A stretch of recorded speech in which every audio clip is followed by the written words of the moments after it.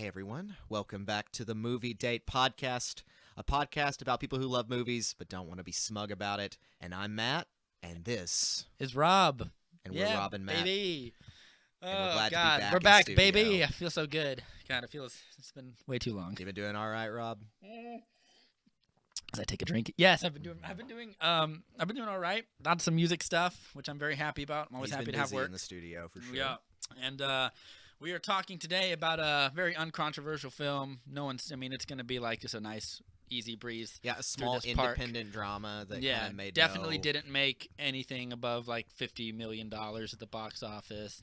We're talking about Joker. Right, Joker, the number one R-rated film of all time as of this week. Yeah, I guess. R-rated comic book, or just R-rated period, not just comic book movie. No, just in general. Yeah. You go to the list and it beat out, but the thing is, it beat out Deadpool, which of course is the other biggest It R-rated. Chapter 2, It which I Chapter think 2, was which we talked about before. I don't know if It Chapter 2 was the was definitely up in like the top 5. I think It's in Deadpool the top 5. I think It Deadpool Chapter 2 1 is about... Deadpool 2 topped Deadpool 1, I Mhm. believe.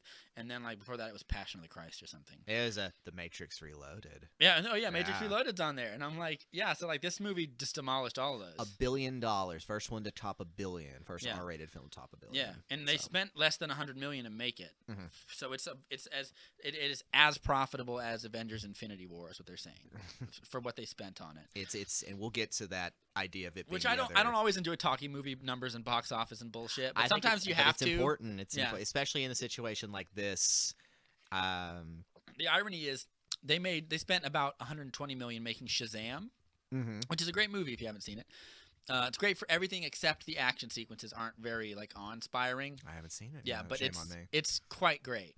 But they spent and it made about 450 to 500 million. So I think they spent less money on Joker, and 120 million is cheap for like a big budget comic book movie. Like And it shows. It like shows, Captain yeah. America: Civil War is 225. Batman v Superman, same thing. Like they're big money, but like so that Shazam was made for half that and made decent money. Mhm. Joker was made for less and made twice. Buku bucks. Yeah. The Bukuist bucks. Which means the last 3 DC properties have been quite profitable. Financially successful. Aquaman topped at $1 billion. Mhm. Shazam didn't top $1 billion, but it was done on such a good budget and was marketed so well that it definitely made the money. And it made it back for word of mouth too. Yeah, 'cause and its home box office did pretty well. I'm Yeah, sure. and- Streaming as well. Yeah, and they just announced that Black Adam is getting a movie, Mhm. and then they'll come together and beat each other up and stuff, which is great because The Rock is playing Black Adam. Which, hey, I think everyone was like, splendid That's great. choice. Yes. Splendid choice. Are you being sarcastic? Or are you No, being not at serious? all. Because I he think, tweeted out a picture of I think a lot of people like early on, like in mid-internet time were making, fan edits of people they'd like to see in that role, and he was the one that they would put on there, but they would always say, would he do it? Because isn't Black Adam a mute character? No, you're thinking of Black Bolt. from I'm thinking of Marvel. Black Bolt. Okay. Well, I think they were still just like, would The Rock still do Black Adam? Would play a character like that?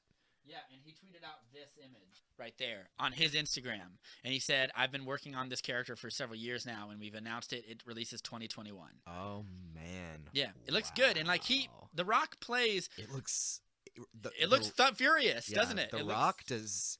I will say this, The Rock's charisma is quite extraordinary. He doesn't do menacing well. He doesn't do these characters, which is why No. I'm happy for it because, for Nope. me, but So yeah, he doesn't do menacing well. No. But here's the thing, like Does he he's have the excited. capacity for it? He's excited for it. Oh, When I he was bet, talking yeah. about when he was on Instagram, he said like I always loved Superman, and he goes, but I was always too much of a rebel to like be that character, even though I dreamed about it. He's like, this is much more up my alley, and he's like a rugged anti-hero / villain. Like it Yeah. depends on which continuity. It depends, he's in. yeah. For the most part, I see Black Adam as this villain. Because character. there are versions where he's in the Justice Society of America, Mhm. and like him joining is like, oh, we don't like this guy. He has a sketchy record to say the least, and like the Justice Society of America is supposed to, I think, cameo in this movie, so like that might tie in. And we should watch Shazam like to get ready for this at some point. Yeah, but because that's going to be kind of but the marker of it. that picture Is sells the movie very fierce. good. And like if like he said, this is the role I'm most excited for out of anything I've ever done, because that's gonna give him a chance to like flex some chops other than what he's got. He does funny those Jumanji movies he was in or the new one hasn't come out yet. But like I took her to see The first the first Jumanji that came out with him in it, and she was so negative on it. And then she saw it, she's like, "That's fun." It was directed by Jake Kasdan, Lawrence Kasdan's son. Yeah, Okay. yeah, and like he directed and stuff, and it made like almost $1 billion. Yeah, that's why there's a sequel. It's not a perfect movie, but it's fun, and he does a lot of great jokes. Well, isn't he? I also can't in wait for those him to do Journey this. to the Center of the Earth? Yeah, he did the second one of those. Yeah, and apparently it was better because he was in it. Like, Yeah. He definitely heightens the material second he's GI in. Joe Heightens movie. not The really second word for it, the second GI Joe movie he's in it, and Yeah. I don't like the movie, but he makes it more enjoyable. He makes it more enjoyable than Bruce Willis made it more enjoyable. Yeah. Oh God.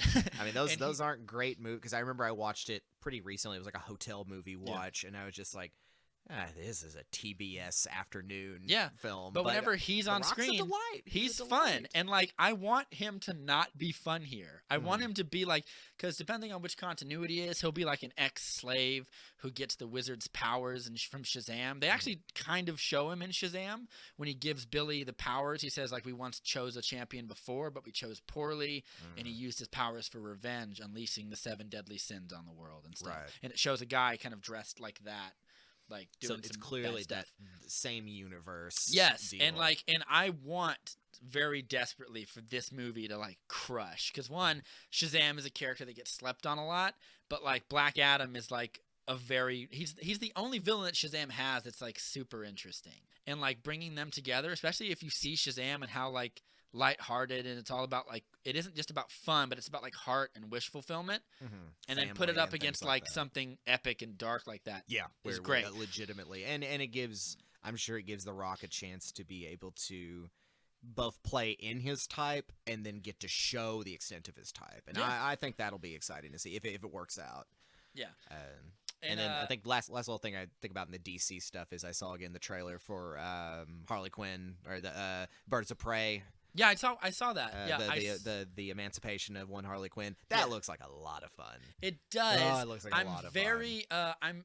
I'm half in the bag on it, because the things that I like in it, like it looks like it's going to have a lot of great performances and a lot of some fun. Great names in but it also looks like one of those movies where it's like Black Canary is in it. And if you know how Black Canary looks in the comic books, in this she's just like a lady with fishnet stockings. And like, is she going to use her powers? Like, it seems to be, again, leaning away from like the comic bookness of it all. Well, like Huntress is in it, and Huntress has like a big, slightly Batman-esque costume. But she's crossbows. riding around a motorcycle with a little crossbow and everything. Well, it's Not still as- in that yeah. Suicide Squad thing where it's like they don't look like those characters. They look like they're But kind of leaning into the tactical side but- of things because it's more realistic. Yeah, as much as I so- don't like Suicide Squad that much, I actually think that like Suicide Squad does a great job of balancing that. Like Deadshot still looks like Deadshot. He's still got the little thing. He's got the little got thing the on his eyes, got eye. the gold and Harley the Quinn- red and black kind of thing. Yeah, Harley Quinn looks like Harley Quinn. Batman is in it in the Batman outfit. The Flash is in it too. Yeah, he shows up for half a second and busts Captain Boomerang.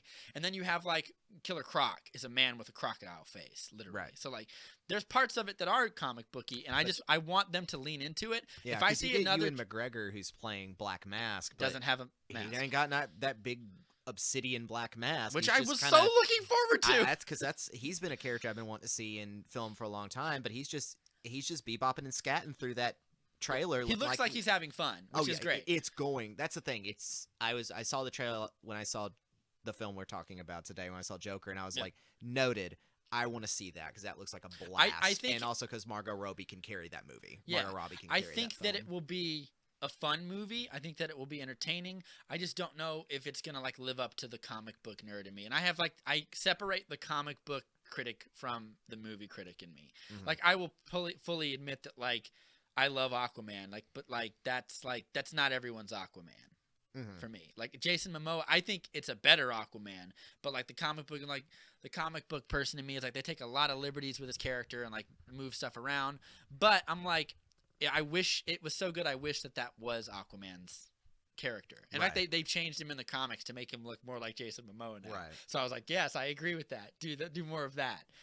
And people who say like, Man of Steel, is that everyone's Superman movie? No, but like, as the movie critic in me rates it, higher. Mhm. So like I want Birds of Prey to be like good, but it also I want like a trailer to wow me. And so far all I've seen is like everyone's having fun and I think it'll be a good movie. But I want it to like it is a comic book movie, even if it's like an R-rated low budget one. I want it to like do something to like set it apart from just any number. Like if I didn't know that was a comic book movie, like would you know it? Or is it just like some people fighting against a crime lord Right. with like a big girl but power and it's team or also something? it's very aesthetic and over the top, and clearly is kind of divorced from reality a little bit. Yeah. And All right, we've talked enough about DC because Yeah. the next DC topic is gonna eat up all of it, so I'll save it for the end. Mhm. So let's talk about Mandalorian reviews. yeah, and let's talk it's- about streaming in general. Yeah, What I guess we're going into the big duke out streaming Stream wars wars. between Disney Plus and HBO Max. Disney Plus is out already by the time of this recording, as apparently is several people- episodes of The Mandalorian. Yeah, apparently people are like, oh, some shows are not going to be on here forever. Mhm. So or some movies or something like that. And I should say up front, I did not get Disney Plus. There's a lot of information in it that I either know or don't know.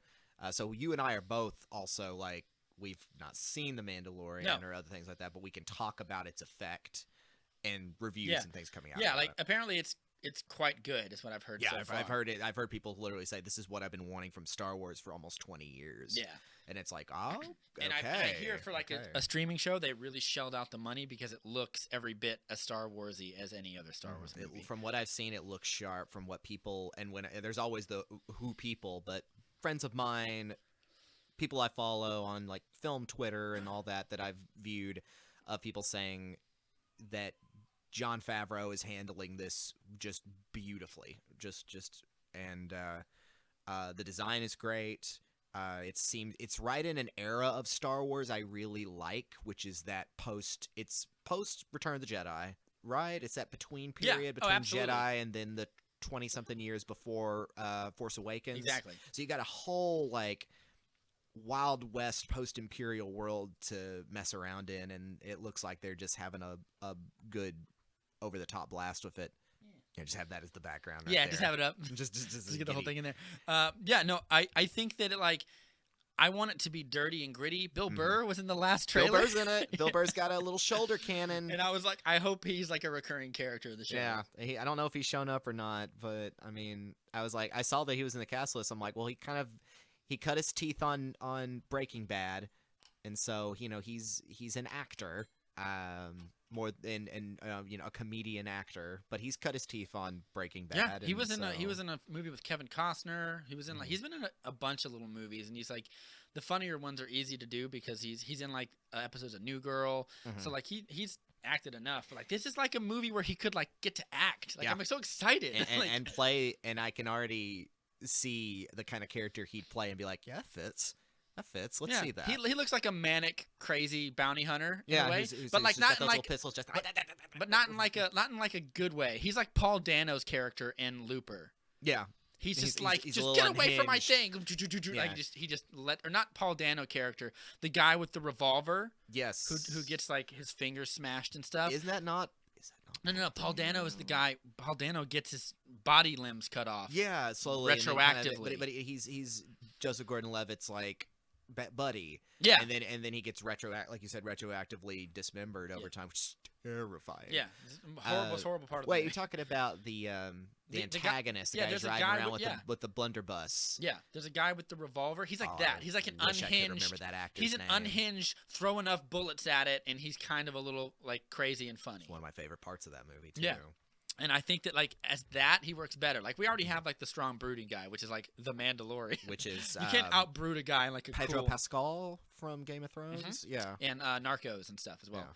So yeah, great choice. I'm excited to see it. I'm glad it's good, and I know there's a baby Yoda in it. There is what a I've heard. little Yoda running around. And I don't know what the there. name of that race is. I know we're like, that's not Well, Yoda. that's Yoda's already dead by this time. And and I'm like, yeah, I know. it's going, I know. Going Wikipedia over here. Yoda officially has no defined species. It's just there's always been the one Yoda, Yeah. aside from like a couple of cut Yodas. But it's just they're just called Yoda's species. Yeah, there's another one in like I think in like a deleted scene. There's of, a like, lady Yoda.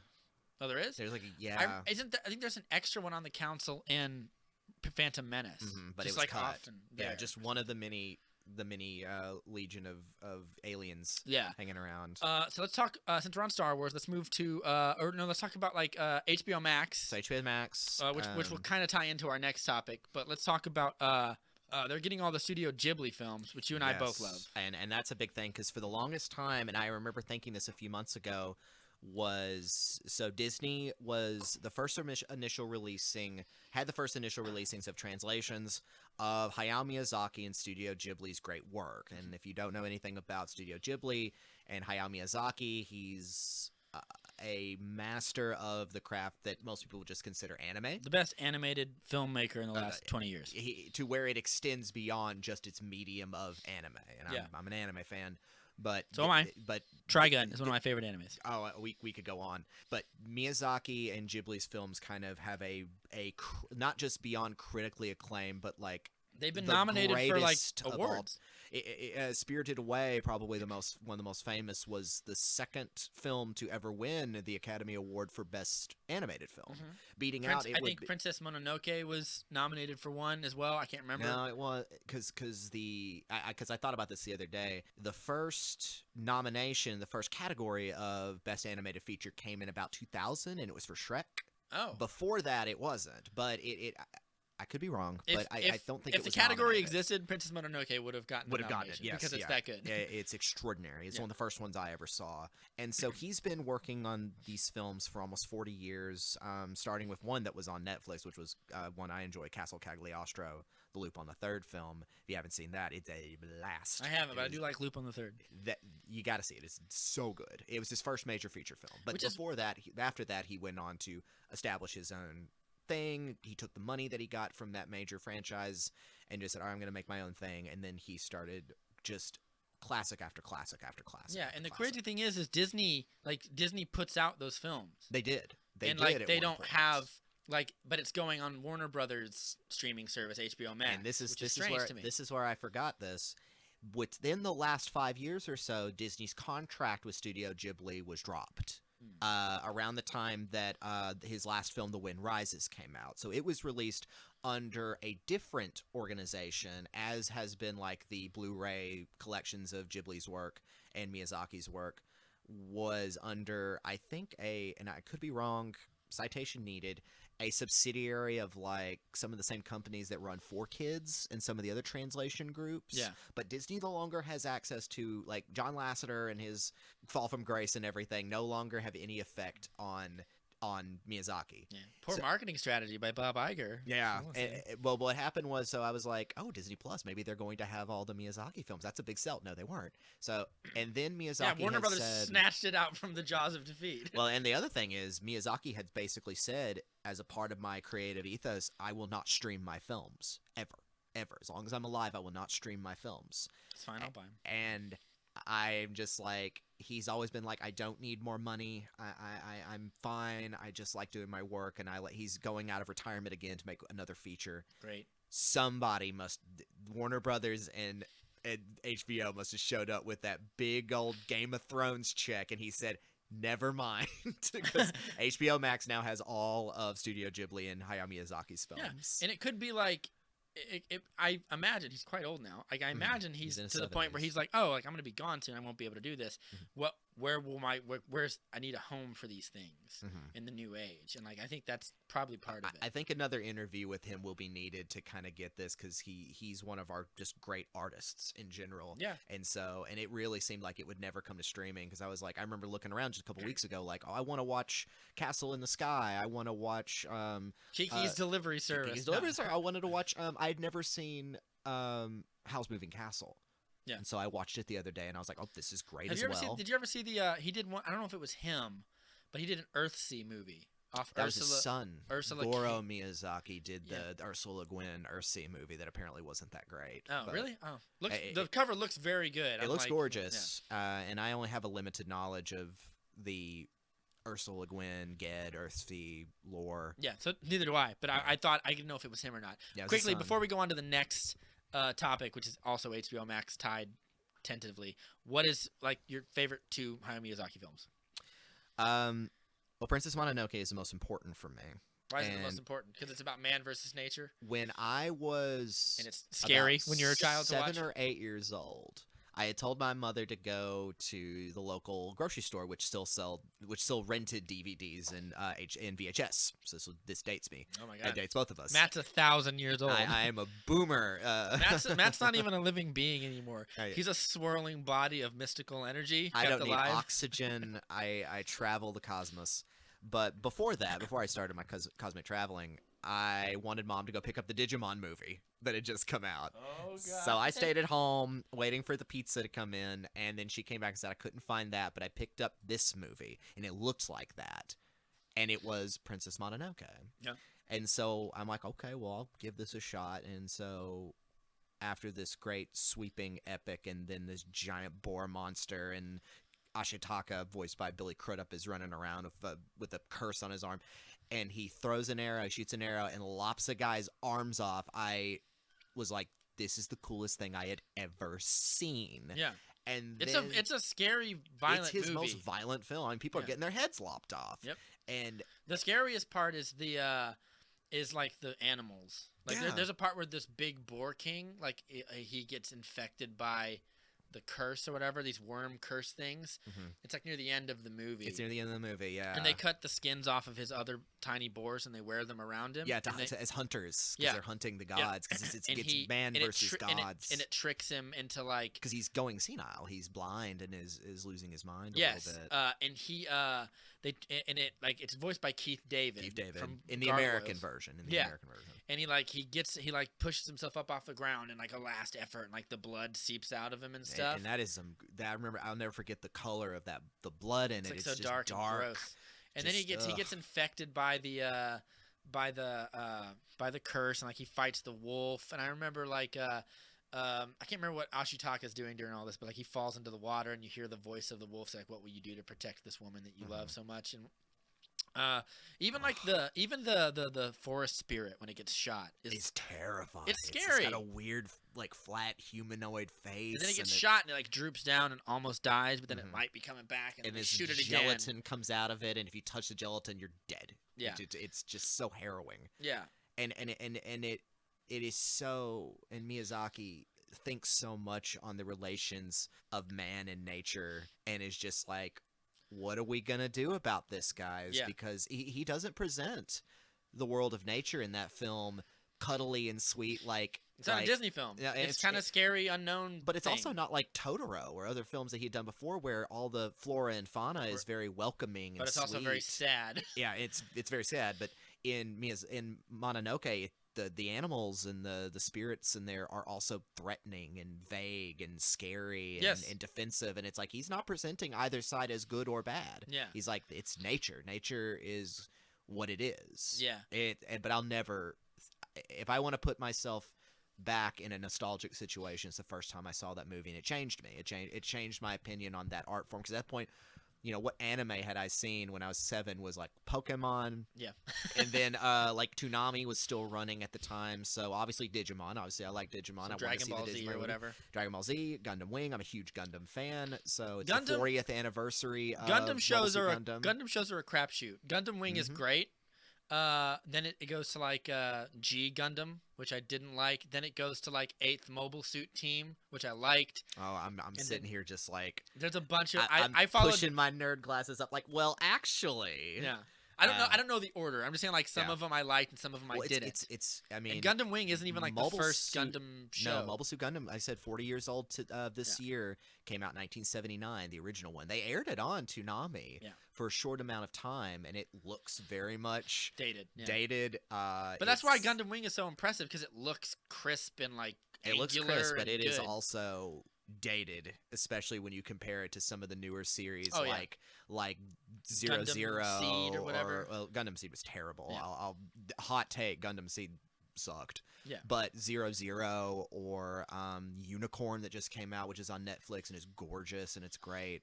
Or most recently, Iron Blooded Orphans, which apparently I've not seen, but I haven't is really slick and really sharp. And yeah, 40th anniversary of Mobile Suit Gundam.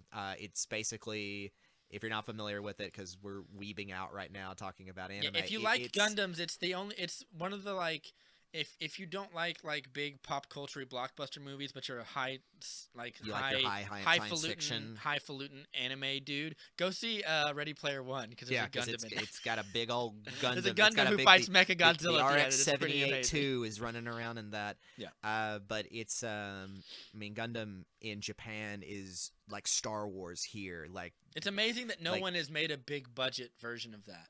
yeah, Like aside from especially animated. because we got like Pacific Rim came out and was like people enjoyed it quite a lot. Well, I don't know if this will end up like cutting room floor stuff, but of course, I cut very little from this podcast. Legendary Pictures, which did Godzilla and all that, has announced that they are going to do a live-action Mobile Suit Gundam film. And they already That'd be great. have Don't screw comic it up. book writer Brian K. Vaughan, who writes Saga, Why the Last Man. He's a really great writer. He's doing the screenplay. That's all we know right now. That's good. That could be good. It also depends on a lot of things, particularly what story are they going for. Yeah. Because the original Mobile Suit Gundam came out in 1979. It was about these two warring. You're out sweating me right now, by the way. Yeah, It's way I'm getting sweatier and dirtier. excited. But like I know that like it's like you have the Federation, you have like the Xenon, the Principality of Xeon, the Principality of Xeon or whatever. and it's an ambiguous war between two corruptive governmental forces, and Yeah. the story is about the soldiers who were fighting and surviving in it. Yeah. And so Make it dark and gritty. I'll yeah, watch it. Well, it's supposed to be dark and gritty. Yeah. It's just also it's all the giant robots are either white and blue and red and all that. So you or have dark and green and dark red and or whatever. green.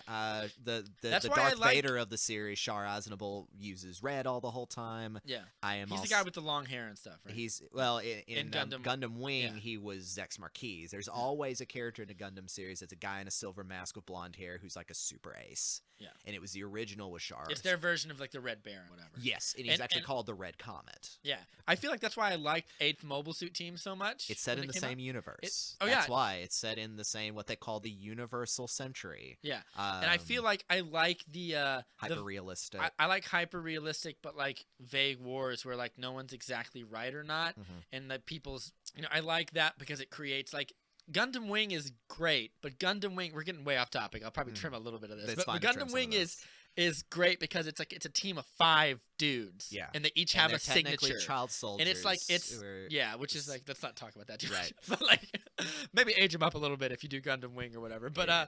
my point is like they each have like a signature. It's like it's very. Have you ever seen Trigun? Yeah. And at Oh the, yeah. At the end of The Trigun, gung-ho he has to fight guns. the gung ho gun. That's a Right. very And anime kids cartoon comic book trope. Is I'll have admit, a have that's a. one of my favorite tropes of all time is the quirky villain team. But they're not. It's not even quirky. It's like they each have a thing right. that They makes each them have one deadly. thing in There's I particular. can't remember all their names. So don't get Oh, into it. I There's do. there's the Hiro guy. Yui is There's the guy with the pitchfork. There's the it's guy with the minigun. Death Side. There's the guy with the Heavy arms. the Shodels, scythes. Sandrock. And then there's the main guy who's too cool for everybody. The Wing Gundam, and then Yeah. also Chang Wu-Fei with the scythe. Yeah, he's got the one that's like a spear, and it's got a dragon on its hand, and it's the Shenlong. He's the Chinese guy. Yeah, He's that's got what the I bla- said. No, No, the that's guy with the, the that's scythe has he has got the- he has the pitchfork. That's what I said. The guy with the pitchfork. Oh, That's what I said. Ultron. Okay, I see what you're saying. Yeah, and then there's the guy with I'm the blushing. the I'm scythe. so much of a dork right now. Yeah, So- and like that's cool. Yep. But I feel that makes them too cool for a movie. And It's here's t- why: I think you need faceless grunts like Starship Trooper style, Mhm. not the movie, the book. We need like people facing the grim reality of war, and that's why I like 8th Mobile Suit Team because the mobile suits all look the same. yeah, But there's they're a just huge people difference between who those are two asked. series. Yeah, they're asked to go to places. They're all in and Southeast fight Asia. It's basically like campaigns. Vietnam with giant robots. Yes, Yeah, and that's like what 8th MS you're team fighting is. in the bush, Mhm. and like You have there's to use like strategy. there's a and part where tactics there's a and- part where like the guy named I think his name is Reaper in the 8th team where he gets to use a Gundam for the first time. Where you see him in the first episode, he's fighting in space. Yeah, with Shiro something else. Armada. Yeah, no, that's the guy who saves him. Right. Reaper is, the guy who's been from other teams and he always gets them killed. I and can't it's recall a curse. his name now. Reaper, I think is what yeah, they call him. he gets to And finally he- pop into one of the Yeah, and he fights the on, Gundam G's. Yeah, and he fights ground on the type. ground, and he pulls the sword out, and it was the coolest thing when I was a kid because Mhm. he slices right through the dude's arm and like shoves the sword inside, and I was like, man, this guy's a badass. Like Time to rewatch that show. you got to find a balance between the team of 5, the unbeatable team of 5 Mhm. people that are your trump 'Cause- card, 'cause that's and why the Gundam Wing- faceless. Yeah. won't work is because essentially it's a Well, I don't- super robot show. I don't know that it won't work, but you got to make it grittier, and you Mhm. got to make it You like got to make the stakes you're matter. letting. Oops. You got to make it like you got to make the stakes matter, and you got to make it like plausible that they would let children fly these death machines. Well, even if they don't have to be children, child soldiers essentially, Gundam Wing is just like What was the one? We're going too long. What was the one where they go to? It's like it's a tournament. G And Gundam. Yeah, and they fight. There's the French Gundam with the rose. Yeah. And the Chinese one with the whatever. Yeah. Did you like that one? That show's dope. It's also hilariously kinda like it not xenophobic, but xeno-ignorant.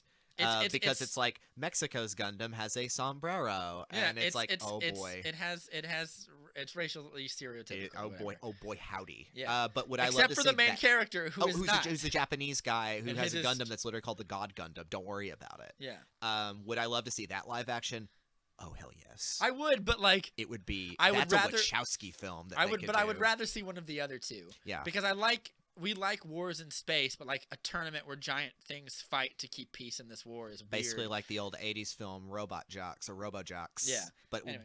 but anyway, we'll cut off. I'll say one last thing. Recommendation if you like this franchise is there's a series called Gundam: The Origin that just finished its run of OVAs. It was a 6-part, like hour-long. Each one's almost a film length, and it's the prequel story of the original Mobile Suit Gundam in beautiful animation, really sharp. Oh, wow. A good mix of hand-drawn and CGI. If you like that realistic, political, like dirty aspect of it, I like pieces of it. that's a good show to check I like out. it in the- just finished a run on Adult Swim, I believe. Yeah, I like it in the sense that like I like the dark and gritty, but you have to have like A sense of levity. no, you have to sense of levity even no, but like you have to balance it out with like that action scene was so great, I'll never forget it. Like I'll sit through a dark movie. I won't sit through it. Like I enjoy quite a lot of them, but like I have to have a Superman fighting Doomsday, or I have to have a Batman warehouse, Or I talking have to about have 8th MS Gundams team. fighting in space that right. make it like Or in the 8th work. MS team, which has one of the best ones, is the main character versus the guy in the big blue Guff Custom, where he's got the Gatling gun, and it's the best fight in the whole franchise, remember really. that one. Now, if you saw it, you'd remember it. Trust Yeah. me. It's It's been a while iconic. since I've seen a lot of these. Like I remember like the tropes, and I remember how much I liked the show. I just don't remember names. Dude, I'll admit this last They thing. blur through. I am a gunpla builder. I like building the model kits. Oh yeah, I used to do that a little bit when I I was a kid as well. still do that. I still do that. No, So I have I'm- no time to do anything but like podcasts and hang out with my girlfriend and like do my music. Oh, I work. haven't done it in a while, but I couple literally on backlog that I just need to pull out and Yeah, do that. But And like hey, it's 40th weird that anniversary it's of weird this that great like we series. have 5 Transformers movies, but no one has been like give someone 180 million dollars to make a Mobile Suit Gundam. Well, I understand it's risky. You know, It is like, not risky though. People Pacific Rim is a great movie. And but here's Pacific why. Rim because 2 kind of tanked. It Pacific Rim bombed. didn't do great. It did okay at the Right. box office. Hey, I saw it 3 times. Don't worry about it. I Yeah, saw it 3 times. But here's the Pac thing, like Rim. even with pieces of it that I don't like, I still think this is like what kind of the Transformers movies should have been. Mhm. And like again, all the things people like about Pacific Rim, people would like about Gundam. Remember the part where he pulls out the sword and chops the thing in half? Yeah. Yeah, In- with the sword. In Ready yeah, it Player was, One, when he lights up the sword in the Gundam, I was like, "This is the best moment of my Yeah. life." Like, I was, and I think one of the reasons giant why robots Legendary, fighting other giant robots is never a risk. We've been loving these movies That's for true. decades but, now. But I don't care about the giant robots fighting giant robots. I want the story to So- work. yeah, I want of the course. acting to work. But my point is like if Pacific Rim is like again, it's the dumbest movie in the universe. 'Cause Oh, it's about boy, howdy, it's it's about stupid. people. They take all the resources of the world and like they're Because we're being besieged by giant monsters. yeah, and their solution to this is like we need a way to like protect ourselves from this. So we're gonna pull all our resources and create giant robots to punch them in the face. Like that's like also that score. Yeah.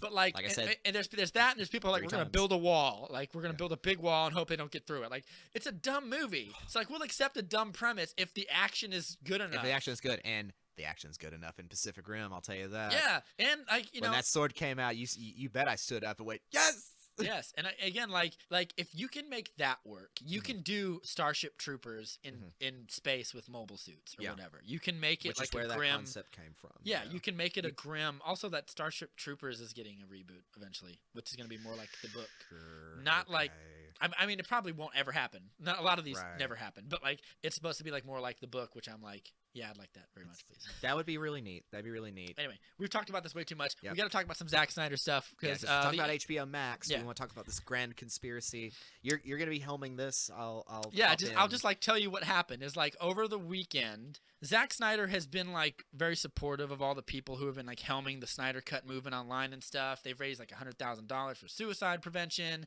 They flew one of those airplane banners over Warner Brothers with the banner behind it said, "Warner Brothers, please release the Snyder Cut." And Zack Snyder saw it and was like, "Words cannot express how grateful I am that I have people who do stuff like this because they like what I do or whatever." But he's never actually come out and like advocated alongside people with this. He's never tweeted out, "Release the Snyder Cut at X and such," or ever actually. Right. And then this weekend, in a very coordinated effort with a lot of people in Hollywood, they got Release the Snyder Cut trending #1 worldwide, I think. And by they, it's a lot of and it was big people. Zack Snyder and then Zack Snyder Gal Gadot, who plays Wonder Woman, Ben Affleck, who's not even Batman anymore, but felt the need to tweet it out for some reason. Jason Momoa has tweeted it out a bunch. That's nothing. So is Ray Fisher, who plays Cyborg. And then you had David Ayer, Jackie Earle Haley, who plays Rorschach in Watchmen, Yahya Abdul-Mateen from Aquaman. I'm surprised Patrick Wilson hasn't done it because he was in Watchmen too and in Aquaman, so he has like double connections to it. I think it has to be the Snyder thing. It has to be their support of Zack Snyder. Yeah, they like it. They have to be like, I like Zack. I want him to have this moment. The guy who I think created Deadpool, Rob Liefeld, tweeted it out. Like a bunch of people did it. And coordinatedly, like this was this doesn't just, go it didn't just team happen. go. Yeah, it didn't just happen. And like so something is happening, and the rumor is that they're going to release the Snyder Cut or finish the Snyder Cut and release it and put it on HBO Max. Seems to be. I didn't know about the HBO Max connection until you told me just moments ago, and then I was like, oh, of course, that would be brilliant. Yeah, because it's like it's not only is it like it's a 3-hour like epic completion of his Superman trilogy. And it's like, because he uses like Vero now, and he just rejoined Twitter or started using Twitter again after not using it, and Warner Brothers and HBO Max started following him again. So like it feels like there's this thing happening. The Hollywood Reporter says Warner Brothers still has no intention of releasing blah blah blah, but like I don't know if I believe it anymore. Yeah, it seems like it's this coordinated, purposely rebellious effort to build something up. And after you told me about the HBO Max connection, I was like, I mean, you could safely put a little bit of money on that bet that it's going to be a big, if not this year, by next year, release boost for HBO Max. Yeah, because it comes out May 2020, I think is when it hits. So I would be shocked. I would be shocked if it's not going to ever be released, especially like in the next year. And I would be shocked if it doesn't. I've always said put it on a Blu-ray because I want the super awesome 4K with the bonus features and everything because I'm a nerd like that. But if I don't get that, put it on HBO Max. And like just use it to like it's just another thing that they're gonna have because Warner Brothers is gonna have a huge amount of content on that thing. Which that brings up like the question of in these streaming things like related to like The Mandalorian and things like that, exclusive content with streaming services which is not new. No, it's not new. Yeah, it's been on Netflix and Amazon and stuff, but like this is like but this is the new generation because these are the new juggernauts. Yeah, Netflix you get only Netflix. Right. Disney Plus you get Disney, Marvel, and National Geographic and Star Wars. You get like a smorgasbord of content. And I think Warner Brothers will be the same because it's gonna be like Warner Brothers content, DC films, probably HBO stuff like Watchmen or whatever, and any number of things. So like I feel like it is a huge missed opportunity because now the Snyder Cut discussions always devolve into, oh my God, you Snyder fans are a bunch of idiots. This cut does not exist, even though there's been like a million things he's released now. In fact, just the other day, Jason Momoa released a picture of him killing Steppenwolf. Like it's in its front. It's not the theatrical version. Right. He comes up behind him and he has his trident in him. And he lances him. Yeah, and I was like, that's not in the theatrical cut. And I was like, they just keep releasing. Like I've joked that like the Snyder Cut will one day be available in like 30-second chunks on YouTube, cobbled together by people. It's gonna be this collaborative effect. Yes, there's a guy who did I think it's called the Black Suit edition of Justice League, and he takes the theatrical version and he takes out some of the parts he doesn't like, and then he adds in all the stuff from trailers that he can. So he does like a phantom edit of it. Yes. Yeah. And he adds in like he takes out certain pieces of score, adds in like Hans Zimmer score from BVS and Man of Steel, and like if people doing it for free on the internet can do that, are you really going to tell me that they can't finish this thing and put it out? I don't don't believe that it. I don't believe that it was like a lost like cut like Yeah. or something like He was 5 months into post production. it's not like something where it's like a film I want to see, which is the original like director's cut of Event Horizon. Yeah. Which I would be like amazing, but the director, who I can't recall right now, is like it's gone. Like it's gone. That's not going to happen. It wasn't burned in a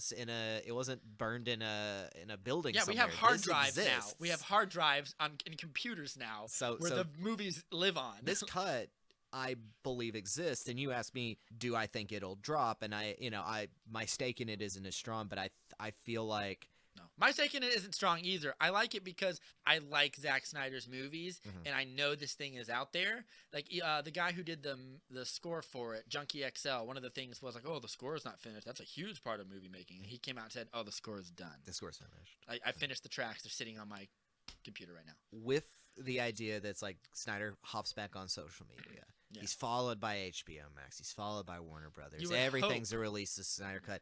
Man, what I again just on this, I think it's going to come up to a point where the hype has reached a point and they can work something out, and this film will exist in some capacity. To the highest capacity of his agreed vision. Yeah, and it doesn't mean that it's going to be like, oh, now we're going to go back to the old way of Warner. Like, the big argument that people have against this online, which I think is not a particularly good argument, because you just made $1 billion with Joker, $1 billion with Aquaman, $500 million with Shazam. Like, DC's on the right track.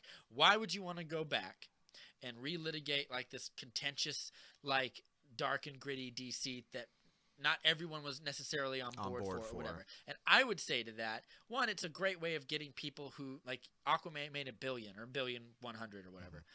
It could have made $1.3 billion if, like, certain people who don't want anything to do with these movies now, because of, like, oh, we had to sit through like a really abysmal corporate movie that was Justice League. It would do a lot to win people back over, and I don't think it's. And they like their cast, They like Jason Momoa as Aquaman. They like some of these, these people who are in these roles. Absolutely, and they haven't, like, as far as people say, like, they're on a new track now. Are they? Because all these movies still take place in the same world.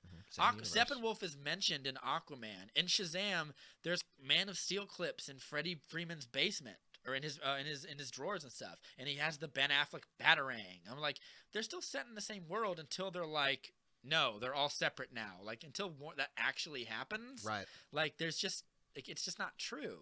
So, like, I just don't feel like, what's the harm in, like, it's gonna what is the argument? It's gonna remind people of the negativity, and they're not gonna go see Wonder Woman 84 or Birds of Prey. I just don't buy that argument very much. Anyway. At least on that regard, but yeah. I would hope they release it, and I would hope that this can't just be wishful thinking that all this happened at once. Like, it was so many people that I had never seen any. The former president of DC, Diane Nelson, tweeted it out. That's another person.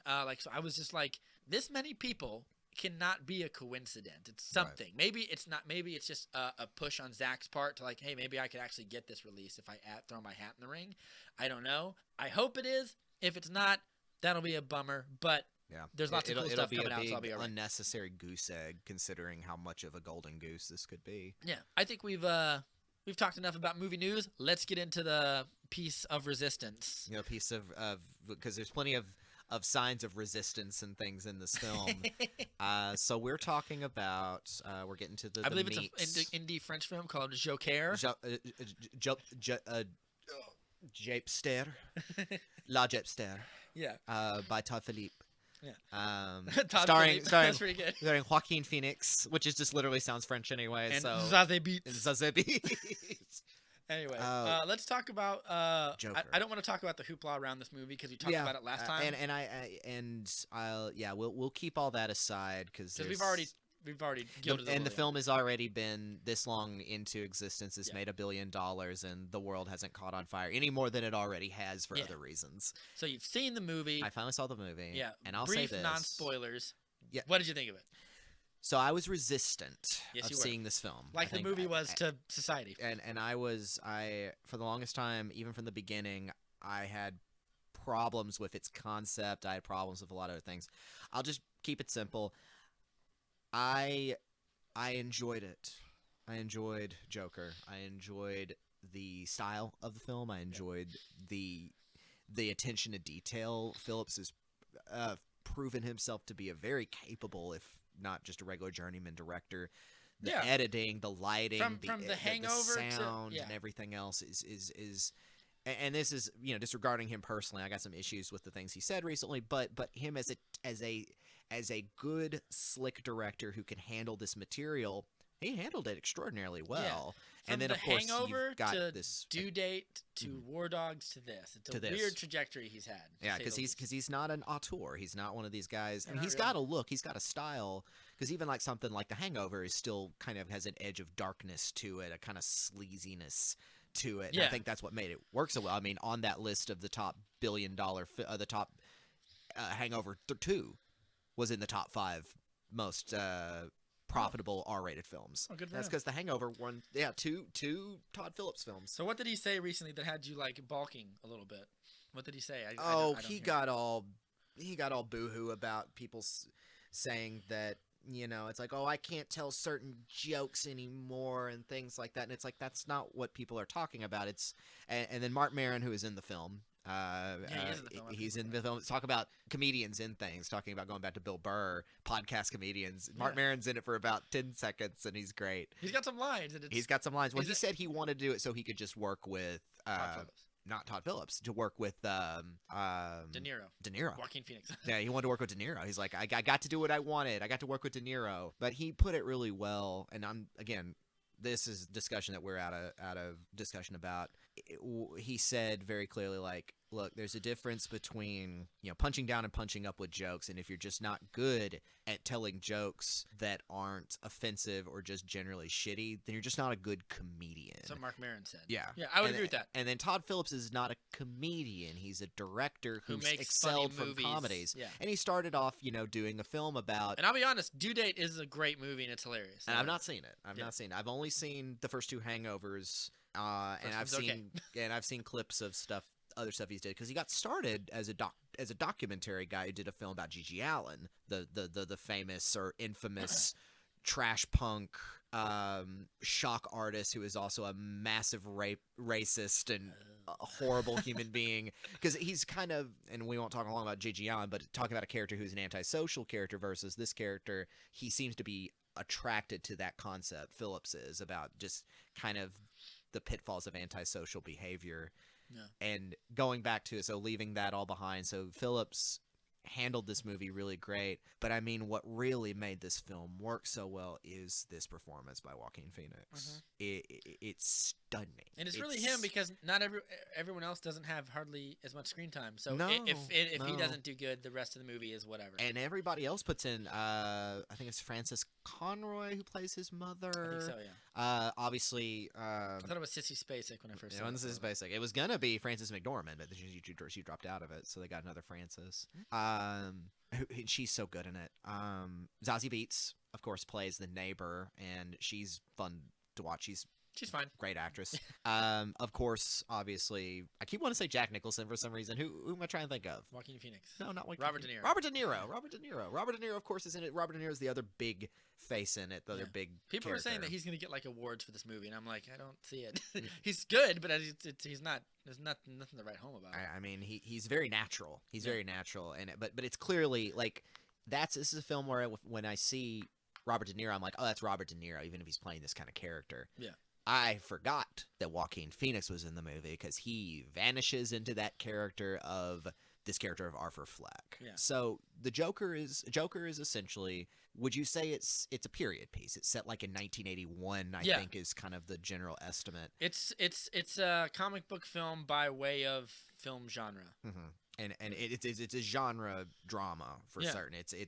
It would fit right at the home in the 1970s anti-hero craze, which it owes all of its strength from. It's coming off of Taxi Driver. It's coming off of The King of Comedy. It's a very Scorsese homaged film. It's about these kind of characters. I don't think Scorsese could have made this movie. No, But it is like, yeah, it homages I think him he a has lot. kind of made this film already too, in certain other ways. But No, I feel like this movie is sadder. It's Oh. meaner. yeah, It's in a good way, and I'll get around to this. It's less humane in a way. because I'm saving my negative criticisms for later. Because what what you're is talking what is about, Taxi Driver about? A misanthrope played by Robert De Niro who like protects this innocent little girl in a way. well, and also has these delusions of grandeur. And it's been a long time since I've seen it. Yeah, but that's but not. Travis Bickle is kind of the icon of the anti-hero, where literally his heroism is also a sense of corruption.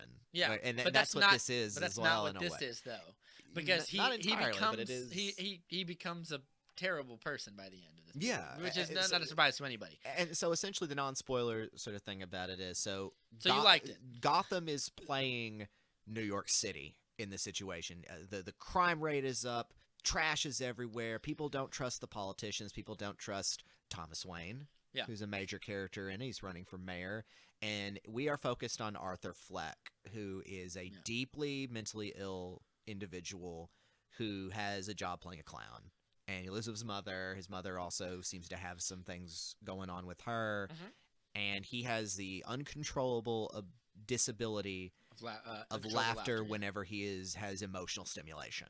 Yeah, or And whenever he's like really stressed. When or he's really something. stressed, when he's sad or anything like that, he does this cackle of pain. Yeah, And which is really sad. It really it's works. it's a bummer of a film, I'll Yeah. tell you that. This movie, it's very good, and you're looking at me right now, but not that you're not supposed to look at me, but it's a good film bolstered by great performances. I like the music. I Mhm, like the quote unquote like visual style of the movie for the most part. This is a movie that could only work if you do it by itself. It can't work if you intend this movie to lead to Batman, or if you intend for it to. It does it. Big no, Yeah, yeah. It does it, but I'm like, I wouldn't like a Batman. First of all, this Joker would last 4 seconds against Batman. It's not like Right. that's not the issue anyway. And then there's something to be. He has trouble getting upstairs and downstairs quickly. So like this Phoenix Joker is in no way capable of this, but Yeah. there might be something else to it. We can talk about that when we get to our spoiler section. But I feel like like this movie is as much, and if there's a theme that I'll come back to with my criticism, which is Hollywood likes superhero movies, or comic book movies, if you will, two kinds of ways. Dark and real with no signs of superpowers, or light and fun with plenty of superpowers. And when you put the two of those together, you will get a Batman v Superman, which they don't like because they don't understand it. They don't really think that you should show that level of seriousness while also showing a guy shooting lasers out of his eyes or something. They're critics are very uncomfortable with that, and I stand by that critique till I see a movie that is enjoyed that also doesn't has lean those away from. elements in it. Yeah, Logan is the closest you've come Yep. because Logan does kind of have superpowers. Oh, he definitely does. I mean, Yeah. there's Or, I mean, there's- mutants running around who would have superpowers. Yeah, but but it is His is deathly very, serious. but like it's very practical and it's Mhm. real. Like everything you see in it is, and again, mostly real. bolstered by a great performance. Yeah, and I think that Joker is the former. It's dark and real. I would say it is as was a criticism of the film I had before I even saw it. Yeah. It is very divorced from that comic book medium. It does to a not, degree. I think Todd Phillips, for all of his disdain for the genre, which I'll get to in a little bit. Yeah, I don't know how much he. I mean, I know that he was like, I don't want it to be that, but this film really wanted to get away from that as much as possible to tell this story. And I think I think I have a feeling on this. This will be kind of my closer. I'll talk to about it later. Yeah, which is fine. I'm perfectly fine. People are like, I don't really like comic book movies, so I'm kind of taking this thing in order to make something else with it. Also, turn your mic towards your mouth a little bit, or turn your mouth towards your mic. That's better. But I feel like for all of his disdain, he does do a decent job of creating. Like a friend of mine said, he's like, it's not Batman's Joker, and he goes, except that it is, kinda. Like I don't see this Joker pulling a mad plot to destroy the world or to kill Gotham or something. I don't think he cares enough. But for all of that, all the little, like on like a conspiracy theorist's board with the tacks and pins and the red lines, they're all there It's all the there. Pepe Silva. Yeah, of the whole we'll, deal. yeah, we'll get into spoilers in just a moment Yeah. to talk about all this Because stuff. what you're talking about is leaning into that, But it's all there to where if you wanted to, which he doesn't, you could, but you shouldn't, make this into a franchise or you could include other characters. And there is a Bruce Wayne in this movie. There's a Thomas Wayne in this movie. Thomas Wayne in this There's movie. an There's a Alfred Martha in this Wayne. movie. Yeah, I didn't see Martha Wayne, but I'm sure she's there. And I think the strength of this movie is that it has a great performance for being a very short film. It's not very long. It's like just 2 hours. It's about a standard 2-hour length of a drama. And it felt both long and short at the same time. It did. I wouldn't say it dragged. Well, Because yeah, I don't mean it drags at all. Because I was engaged all the way through. Yeah, you're so engaged that it feels longer than it is. Because it could have had moments of dragging purposely for the purpose of more discomfort. Yeah. But it was very tactful, and it's very tactful, and again bolstered with a great atmosphere that's helped by that score. Yeah. Good score. Really good score underneath that too. That really creates a sense of dread. Yeah, and sometimes of like just weird triumph in a way. Mm-hmm. But we'll get into I think that this movie, the big criticism that I've seen from people online, like the critics, aside from like it's gonna inspire white nationalists to like, aside from that criticism, which I don't really agree with, I think a friend of mine watched all this movie and goes, it's undeniable that it's all very good, but I couldn't help but wonder, like, what was the point? What am I watching? Yeah. And I think that's I'm not saying I agree with that. I'm saying that's the strongest argument you could make against it. And I think I can see that argument played up, because the one thing that came to my mind was, what if this film existed, same script, same concept, but it wasn't the Joker? Yeah. It still could have happened. Yeah. It still could have been I've seen this story. Movies so similar. But There's the a movie- reason why this drama that could have been released from like A24 or something like for that $30 million at the box office is making $1 billion is because it's the Joker. Yeah. It's because, but it is, which is cynical to say the least, but I'll let it go. yeah, you start leaning into that Scorsese thing. We won't get into it, but No, we're gonna get into it, buddy. But It's okay, all well, right. because after that, I'm kind of like, well, Yeah, because I have no dog is in this. it? I have no dog in this fight of our superhero cinema or not. Like I will get to that, but like there was a movie with Jodie Foster in it called The Brave One. Mhm. Have you seen it? Yeah, well, I haven't seen it, but I know of it, and it's also, there was a film with Michael Caine called like Not Dirty Harry, something Harry Lloyd- Brown. Harry Brown, yes. and it's all based on the Vigilantes snap snap after some trauma. and shoot undesirable people, at Or least in something. their eyes. Or Bruce or- Willis's new Death Wish, or any Oh, number of things Lord. like this. Yeah. Yeah. Did you see that? Was it bad? I didn't bother. Yeah. Everything about it just was like gross. Cringe. I'm gonna back off Yeah. on that But because the but inciting. I've seen The Brave One, and it almost verbatim happens to where like her husband. This is in the spoilers for The Brave One. for the brave one. Her husband is killed in front of her. It's really awful. She has trouble dealing with it, and she's harassed by people in the city. And then one day she snaps, and then she starts kind of cleaning it up. But the only difference is those films, and I'm not saying this is good or bad, moralize. They Mhm. make their person the best version that they could be while being a ruthless vigilante or whatever. It's not This about movie- the moral conundrums of it. It is about because they are a sympathetic character. Yeah. And that's not to say Arthur Fleck isn't a sympathetic character. But he just doesn't moralize in the end. Todd Phillips doesn't. Or rather. And that goes to one argument I have about the film, is that there are no good people in the movie. Yeah. There's or if there no- are good people, they're in the same situation that Arthur Fleck is in. Right, because I guess we can get into like the nitty and the Yeah, let's gritty of go it. ahead This is and- before I want to get to the thematics. We'll go ahead and get into spoilers. I think the movie. So he turns into the Joker. Yeah, I think the movie's great. I think you should see it. I don't know if I would watch a sequel. I mean, I will watch a sequel. I don't know if it needs a sequel. I feel like that because the sequel buzz is happening. It just Yeah. happened just the other day after it hit $1 billion. yeah, and I'm Todd thinking Phillips says maybe. maybe. And I feel like anything continuing on from this film's world will undercut the good that it does. Yeah, and because also, like, what it could doesn't you do? need to get. Yeah, where are you going to go from there? For one thing, Joaquin Phoenix's character cannot go against Batman because Bruce Wayne in the film Is is 5 already years only old. about 6 years old, and so by the time he's Christian Bale or mid-20s, Or even it's going to like be an younger elderly man. Yes, and he's already flimsy as a wet cardboard box. Like, But I feel like this film, and this is something I've been struggling with getting into it. So the big theme of the film that stood out to me is Arthur Fleck says regularly, because he's trying to also do stand-up, because he has this delusion about being a stand-up comedian as well, and he says, my mother always told me that I was put into the world to make people laugh and make people happy.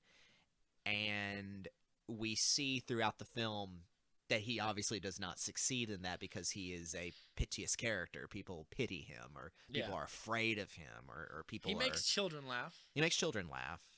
Which makes him happy. But society that we live in, a society, get that out of the way, it has broken this man, and who is already broken. And throughout the film, it's he goes to a therapist, and they're like, we're cutting corners here. You can't come see me anymore. The city's cutting funding for me, so we can't take your medicine anymore. You can't afford it. So there's civil strife building up behind it. Yeah. And so Arthur Fleck becomes a representation of the working class of Gotham. Right, and he does that by, you talk about the brave one and all that. Yeah. He gets a gun, carries a gun for his safety. Well, he's given a gun by one of his compatriots, one of his buddies, if he has buddies. Who I thought definitely had it coming. Yeah, in the movie. And he's accosted by a group of drunk Wall Street yuppie kind of dudes, and he blasts them. He kills them. Yeah, he starts laughing on the subway, and they go over and harass him, and they start beating him up. He pulls the gun and he kills them. Brutally murders these dudes. Yeah, well, he kills the first two out of self-defense. He brutally murders the other one who he chases down. And you can see in him something that's building this kind of swagger, confidence, which is very interesting, because while that happens, his murder of these guys splits the city in like an eat the rich, like yeah, they had it coming because the city's falling apart, and so he accidentally becomes the face of this. And then Thomas Wayne's running for mayor, and he says, all these jokers out there, all these clowns, and then everyone adopts all the lower. The lower caste of society starts adopting clown masks and hitting the streets. Also, we could point out that, like, I don't know if he gains swagger, you could say, but is it really there? Because there's pieces of the movie where it's there in a really fucked up way, and I think that's what separates this. Is we watch a essentially man who wants to do good stop caring and become an icon that society deems as eventually a form of society sees as a hero who doesn't care. Yeah, that's the irony, is they make him a hero, but he could care less. He could care less what it's about. I mean, he likes that they cheer for him, because that's what he wants. Is like any comedian, he wants people to like him. And he has these delusions that come up, and I have a little problems with the inconsistency of his delusional states. Yeah, because I don't have problems with it, because it's supposed to make you think of what a mentally ill person would have trouble. It's mental illness. It's like reading William Faulkner's like The Sound and the Fury. You'd be like, I don't understand this. But he has a whole chapter of that character and all that. But it's definitely film mental illness, though. Obviously, Joaquin Phoenix did his research, but he has you see in moments where the film shows you he's obsessed with Robert De Niro's television show, which he's like a Johnny Carson late night. Yeah, play the band, and I got all the good. And he sees himself there. And he sees him almost like a father figure, and he wants to be on stage, and he wants to do what he said my mother always wants to do, make people smile. This is juxtaposed by the end of the film, he has fully become this character of Joker. Yeah. And because he discovers things about his identity, discovers things about, he stops taking his medication, which may or may have been like a Munchausen by proxy sort of thing, because he seems to be thinking and acting more clearly when he's not taking his medication. There's something in there about that. But he experiences like a mental break on his medication. Yeah, or I mean twice, because like after we'll get into like we'll start tracing the plot a little bit. It's like he lives with his mom, and like the first thing that happens in the film is like he gets that sign stolen from him. Like he's flipping the sign. He's being bullied by youths. Yeah, these kids steal this sign. He chases them down, and they like really whack. He comes around the corner, and one of the kids absolutely decks him with the sign. Oh, and this is when Joker pops up on the screen, is him on the ground weeping, just weeping, beaten. And Yeah, and he gets like in it. They do a good job of like of. I mean, I don't even know if they do a good job because it's the only job you could do in the movie. But like, they do a good job of like making you empathize with it, and the fact that like if that happened to you and your boss is like, "Where's the sign at? I need the Yeah. sign back. And get fired." Like, yeah. I'd be like, Again, no one is really a good human in this movie. Keep all that in mind. Like, no one's really a yeah, good no one has person. sympathy for the fact that like they took a sign and then like beat the shit out of him or whatever and then Right. left. His job is to dress up as a clown and go perform for children and stuff, which it seems like is the thing that he likes in his life. It's the only time he ever gets to seem to have this shining moment is when he gets to put the grease paint on and to sing and dance. Yeah. He's got a monotonous routine, but it is his routine. Yeah. And I feel like I don't know what else you could do to make us empathize with him without giving him like a shitty boss and giving him like a bunch of coworkers that are like would much rather take or leave him. One of his coworkers gives him the gun. The gun falls out when he's like doing a thing at a hospital and gets him in trouble. He's in a cancer ward with children, and it actually was just like this really.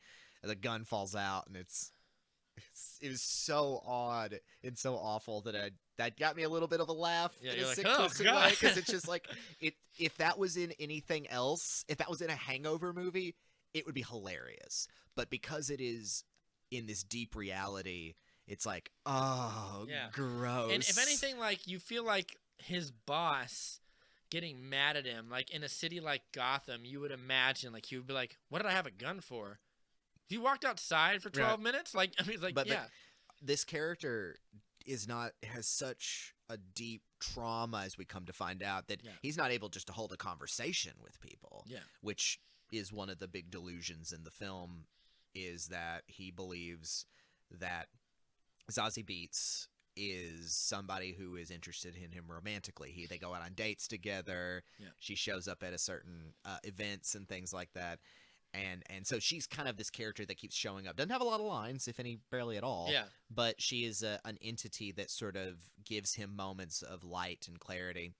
And the other thing about his mother is that she's always expecting Thomas Wayne will get back in touch with she her. keeps She used telling to work him like, for "Thomas, them. I used to work for Thomas Wayne, and like he'll take care of He's a us. good man. He's gonna He's a read good our man." letter." And then you come to find out that well, I'll do the first part, then the second part. Yeah, He reads the letter that her mom wrote to Thomas Wayne, and I can't remember if it was sent back or whatever from the mailbox or whatever. And he reads it, and he was like, "Oh, you need to help your son Arthur. He's suffering, blah de blah de." And he goes, "Oh my God, Thomas Wayne's my son."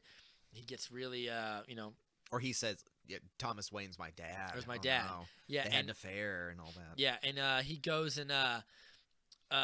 to Wayne Manor to meet. And this is a big moment. Thomas Wayne, This is a and really we good meet- moment in the film, I think. Yeah, I think so too. And he meets what would be young Bruce Wayne. Young Bruce Wayne. And they at first have a nice little meet cute. Then It's not strange, but and then it it's gets kind of good-hearted. and then it gets kind of like, all right, that's enough, strange older man. Like then we meet Alfred, and it is a bulking man with a British accent who Yeah. is protecting Bruce Wayne. So Yeah. it's and he says, "I need to talk to Thomas Wayne." He goes, "My mother is X and such," and he goes, "Oh," and he goes like, "You need to leave or whatever." We later come to find out he meets Thomas Wayne in an opera. He sneaks in. he somehow. sneaks in while there's a protest going on, which shows the beginning of his ability to sort of improvise.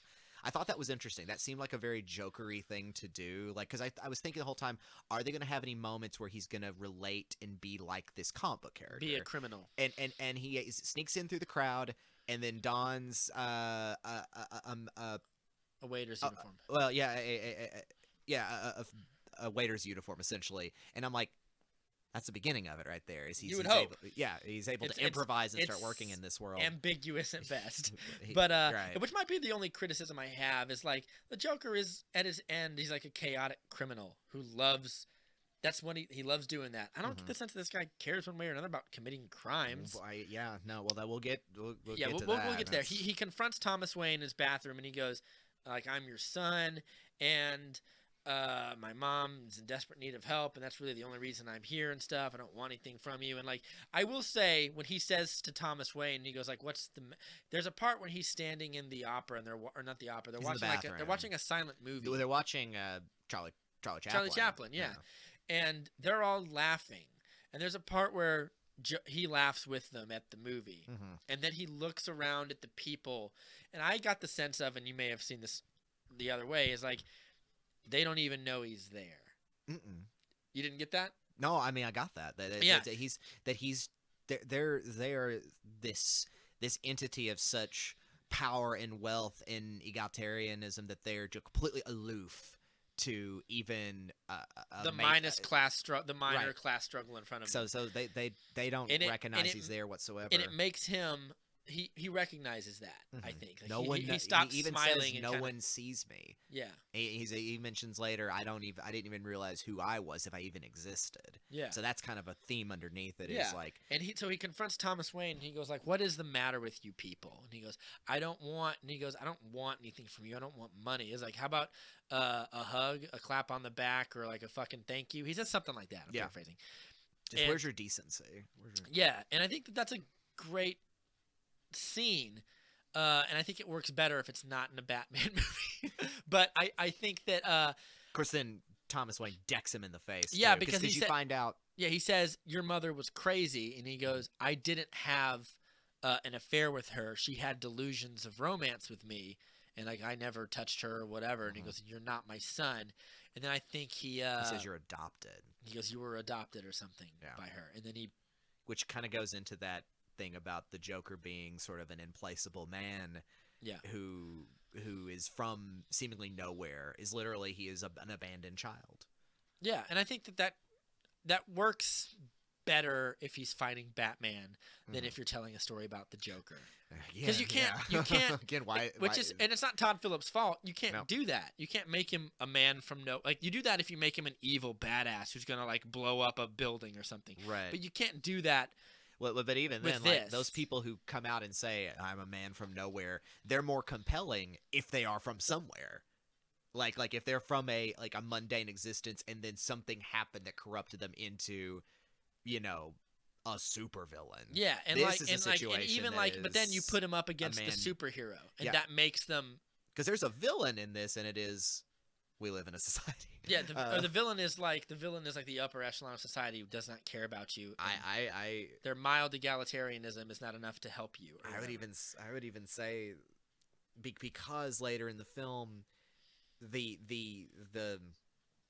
99% essentially the people of Gotham, the poor, are also presented very clearly as a faceless rioting mass of chaos agents. They're not presented pleasantly either. Yeah. There's a very strange There are no good politics people in it. here. Yeah, there's no good people in this movie. Yeah, and Thomas Wayne ain't one of them either. Yeah, so. Thomas Wayne decks him, and he doesn't believe him at first, and then he goes to a mental He goes to hospital or Arkham. something. He goes Oh, to yeah, Arkham. to Arkham 'Cause Asylum. his Yeah, mother was put in Arkham. and he goes there, gets her chart, and he realizes that he was adopted by her. I think, Mhm. or does it specify? It if says he's adopted? abandoned child. Yeah, yeah. And he was adopted. Yeah, he was adopted by her, and she was with a man, and the man would like chain him up to the The radiator. beat him. and beat It him was and- horrible abuse, and then she did not seem to care. Yeah, and, and was concocted a aloof to it. story about that Thomas Wayne and concocted this delusion that he was Thomas Wayne's son and Thomas Wayne would come take care of him or whatever. Which which is- she at that point all the way up, it seemed like a sympathetic character, and when you realize that, you're just like, oh, okay, Yeah. oh, she's And he- awful yeah, too. Yeah, he realizes that she gets sick and is in the hospital. There's a couple of detectives who are after him related to the murders as well. Yeah, he's kind of getting sweaty about it, and he did a stand-up set. He finally went up and did a stand-up set, and his nerves got the most of him. He started laughing, which, if that happened in 2019, it would kill. Yeah, I guess Because it's it would true. be like this weird, like, alternative comedy bit. Yeah. But it gets But him... he does get laughs later when he starts telling tells some jokes. jokes, He tells, yeah, he he tells tells a some few jokes. jokes and gets He some does his laughs. 5 minutes. He does a type 5. And I think that yeah, I don't really know what to say about like his stand-up comedy. Like in a way, I could almost care less if he was a stand-up comic. Yeah, I think they really stuck with that idea. You know what I would have loved to see. Well, he's the Joker, so he's Yeah, yeah, of course, and I would have because it's from The Killing Joke. Yeah. Arthur Fleck is a stand-up comedian, and blah blah blah blah.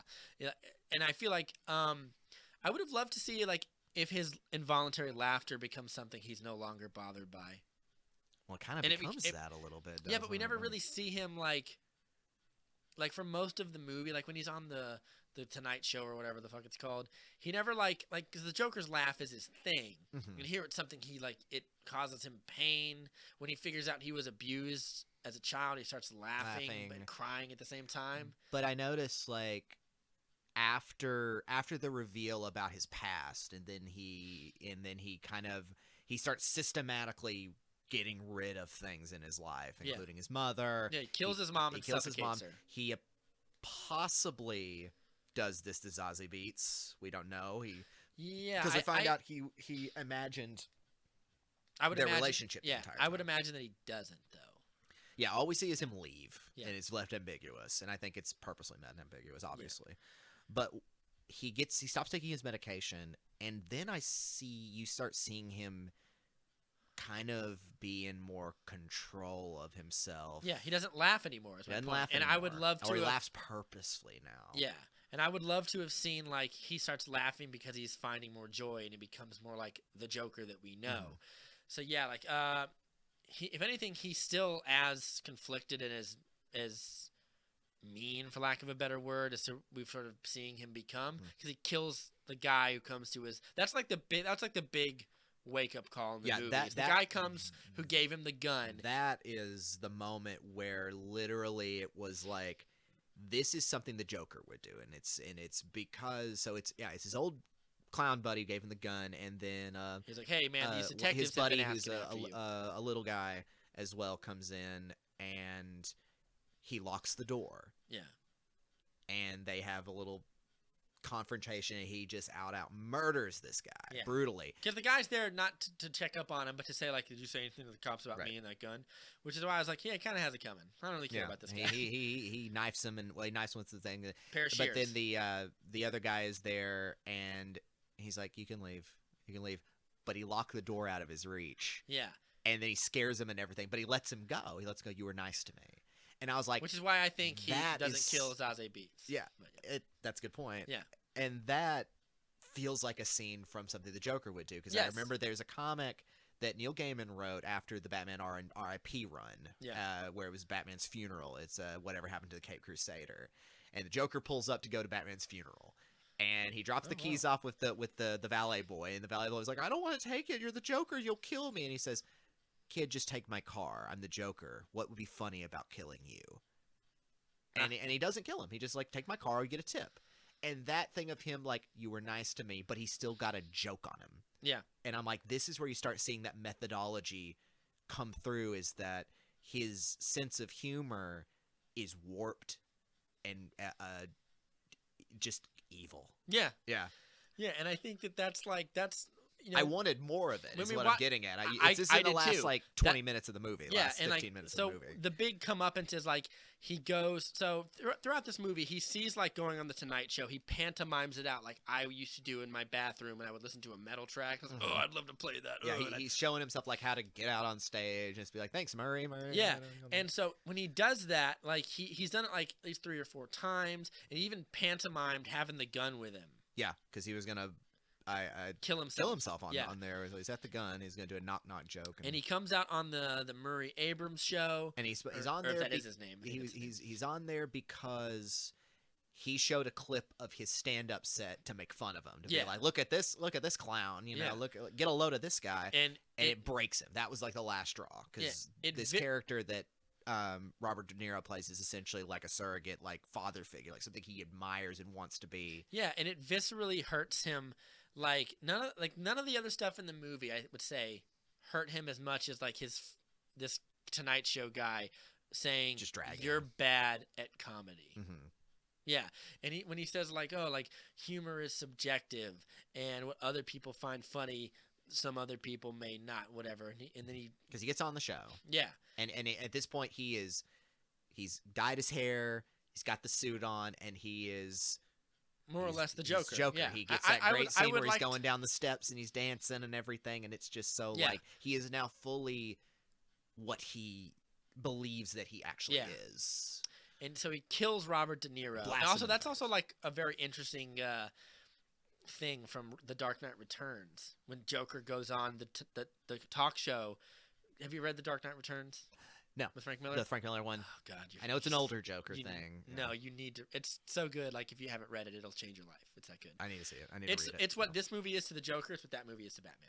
Fair. What that comic book is. It's Right. like the why of Batman and the how of Batman and like the character study of Batman.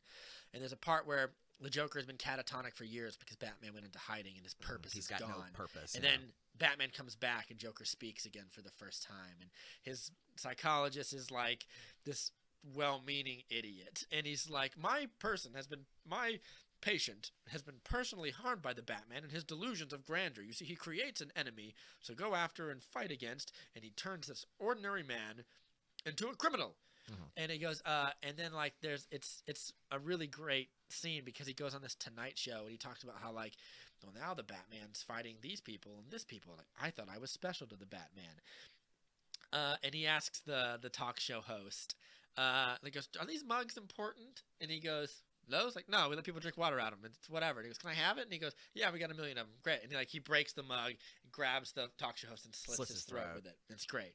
And he also goes out and he kisses the woman like he does in like this he movie. does in the thing because he's like a little Dr. Ruth kind of character there. Yeah. And he- he comes out the and is difference is in- completely not neurotic. Like he's swaggering. He gives him. It's like he's owned the show. Yeah, he's like a real. He has. he confidence, doesn't give yeah. a fuck anymore. Yeah.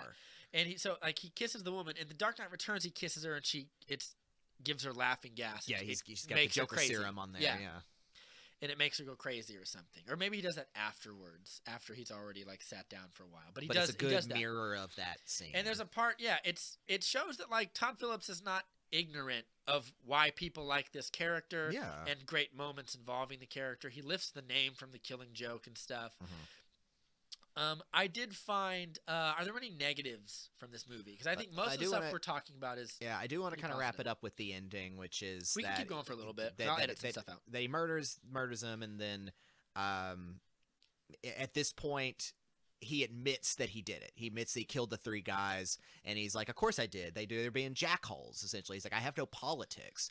I just think people are mean, and I did it because they were mean, and I don't care, and I'm glad I did it." Yeah, and I like that part because it like Robert De Niro is like, you don't have any respect for these people or Yeah, whatever. right. And he goes, At this point, he's like, he thought it was a joke. He thought it was a sick joke, and it's like Mark Maron's in the corner, like, cut him out. And it's like, no, That's great. it's not a joke. He's like, I'm confessing. And then Robert De Niro is like, this has to be this man of righteous indignation. Like, all right, well, you so and so. Then finally, tell us what it's about. You got your spot. Yeah. And he tells it all about it, man. And he says he's like, yeah, like these people they're these like millionaire playboys who wander around onto our subway buses and harass us, and we just put up with it like every day. And he's like, this is like, if you're gonna create like a reason for the Joker to kill someone that's his most morally acceptable, like that's the version that we are most likely to be like, that's okay. Right. Which is weird Because because after that point, oh, I would yeah. argue again. I don't even know if that's true. When he kills his buddy with the gun, like Yeah, that guy's still kind but of he's a doing it- prick. So we he's- still kind of, as the audience, go like, yeah, he fucking deserved it. Like, but it's like how much is it like? Is it okay to murder this guy? He's a no. dick, We know it's not okay to Right. murder, but we never let the Joker really kill someone that we like. Right. Because He only kills people that we don't like.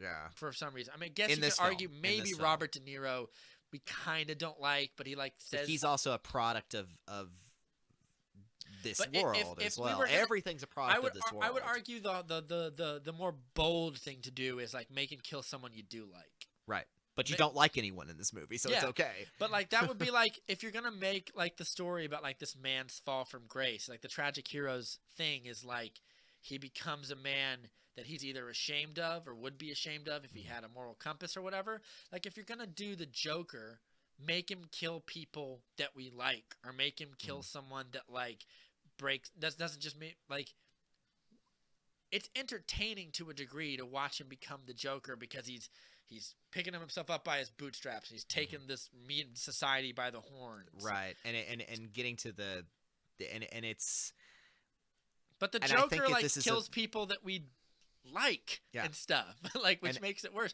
There's a scene in Dark Knight Returns where where the Batman and the Joker, it's the end of their fight essentially. They follow themselves into a carnival. Joker's killed dozens of people by this point, and Batman says, "All the people I've killed by letting you live," and the Joker says, "I never kept count," and Batman says, "I did," and the Joker says, "I know, and I love you for it." The Ugh. Joker, he kills the people because he knows it hurts you. Yeah.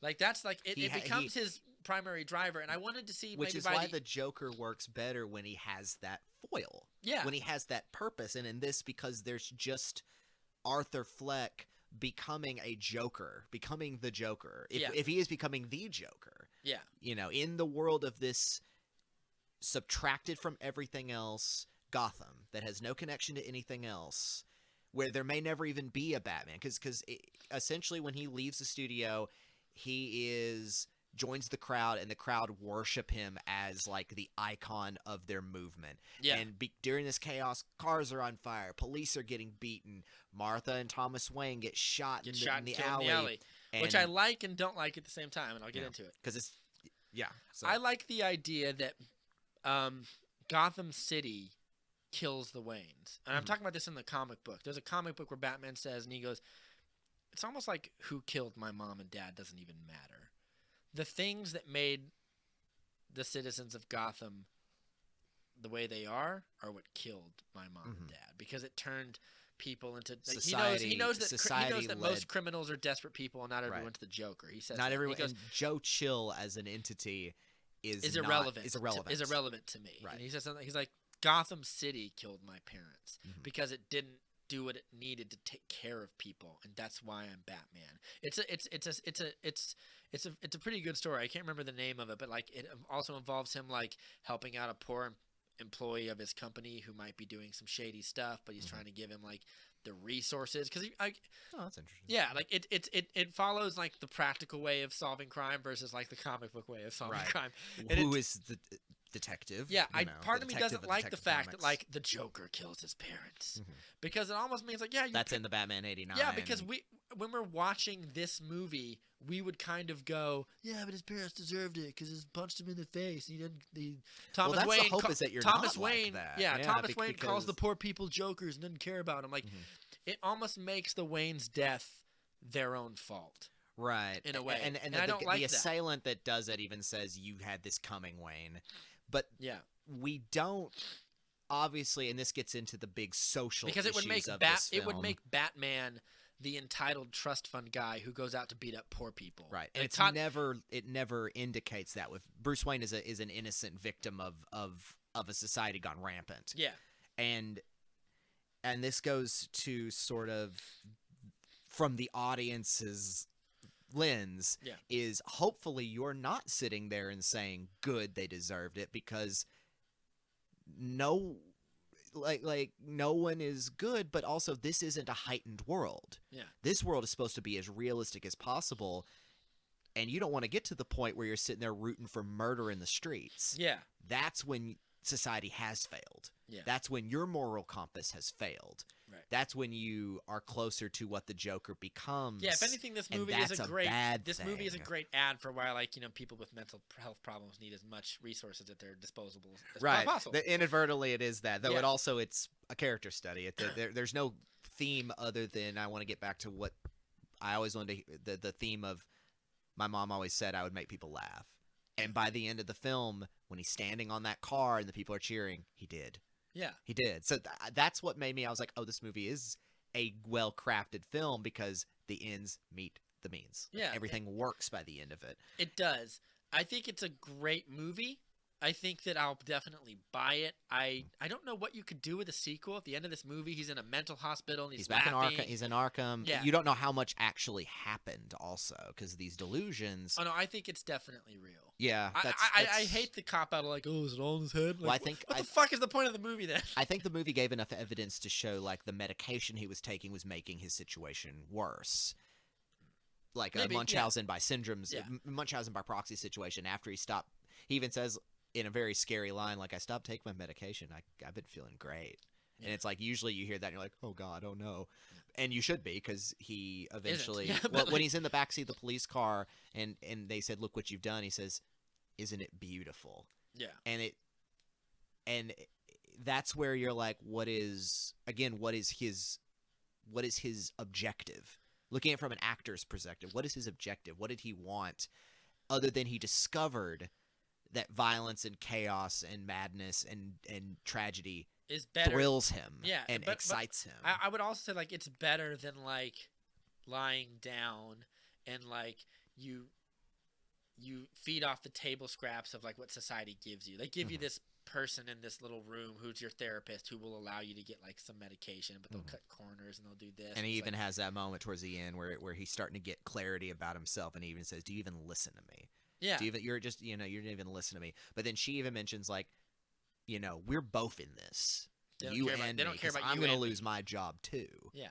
and But I he think- never stands up at one point and is like, "I am the something to these people." before we talk about the Martin Scorsese situation and all Mhm. that stuff, because I do want to talk about it because I think it's a fun topic. And I think it's worth bringing up in regards to this movie, Particularly. that if it's this script, sans Joker, would not be making $1 billion If it wasn't wasn't Joker. If he So- didn't put the clown makeup on and say, "Would you call me Joker?" Yeah, and like the righteous indignation of people saying like superhero movies aren't cinema, but these, I feel like Todd Phillips is all too happy to put the term Joker on the title because it guarantees more audience and viewers. So like either you're cynically using that to your own ends, or you're realizing that comic books are modern day mythology and modern day Shakespeare, Well, and we like the particularly- characters. Yeah, particularly with this character. Like, there's a reason why Joker works is because he has become, particularly since Heath Ledger's performance,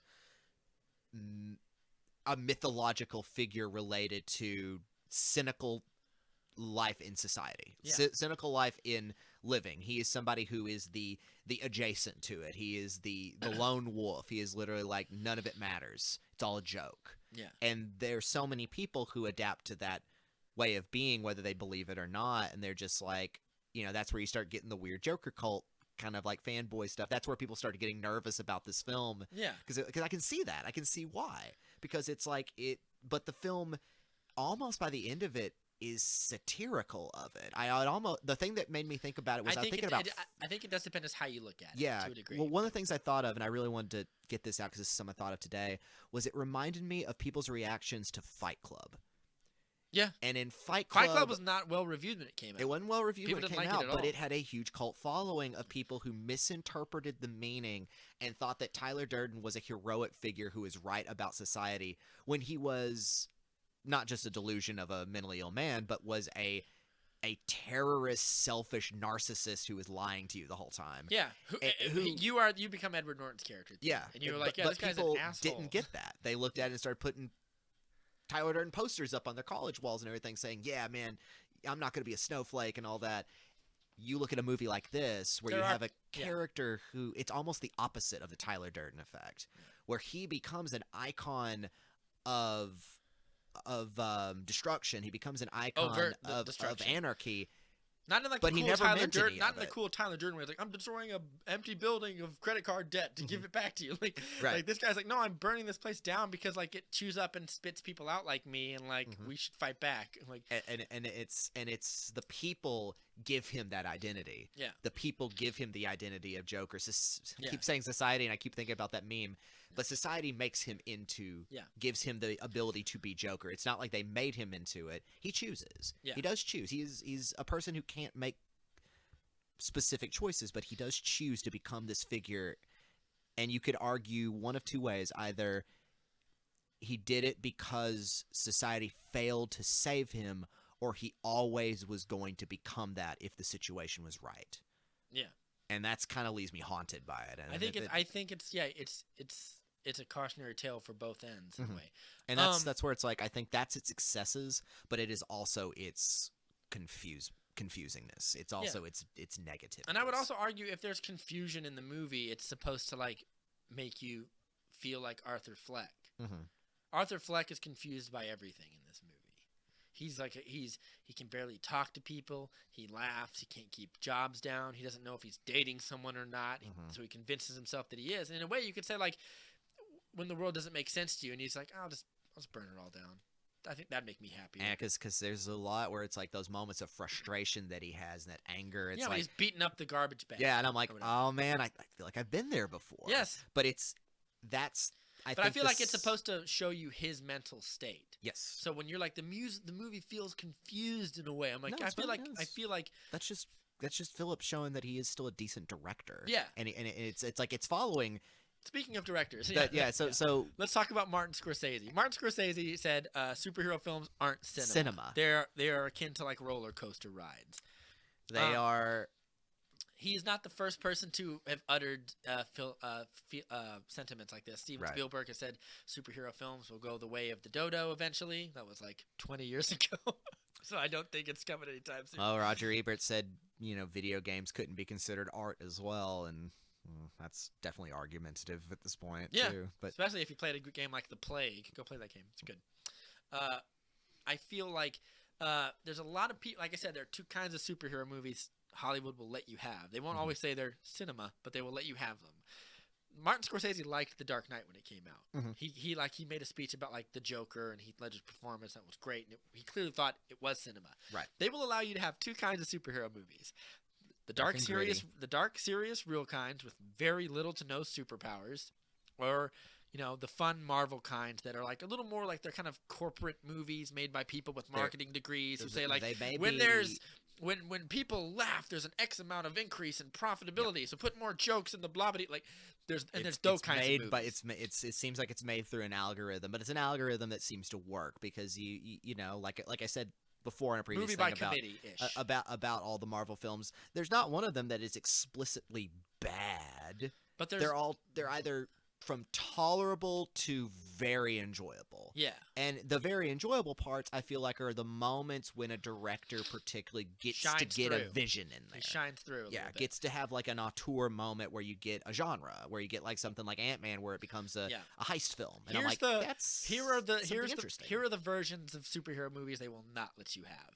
They don't like the serious and the realness combined with superpowers, because like it for better or worse, when we read comic books, but particularly like superhero comic books, we read it. I think we talked about this before. We read it because we want like the superhero violence to a degree. Like that's what we want. Well, I mean, that's that we want to see something big. I mean, that's what makes a show like the adaptation of Watchmen.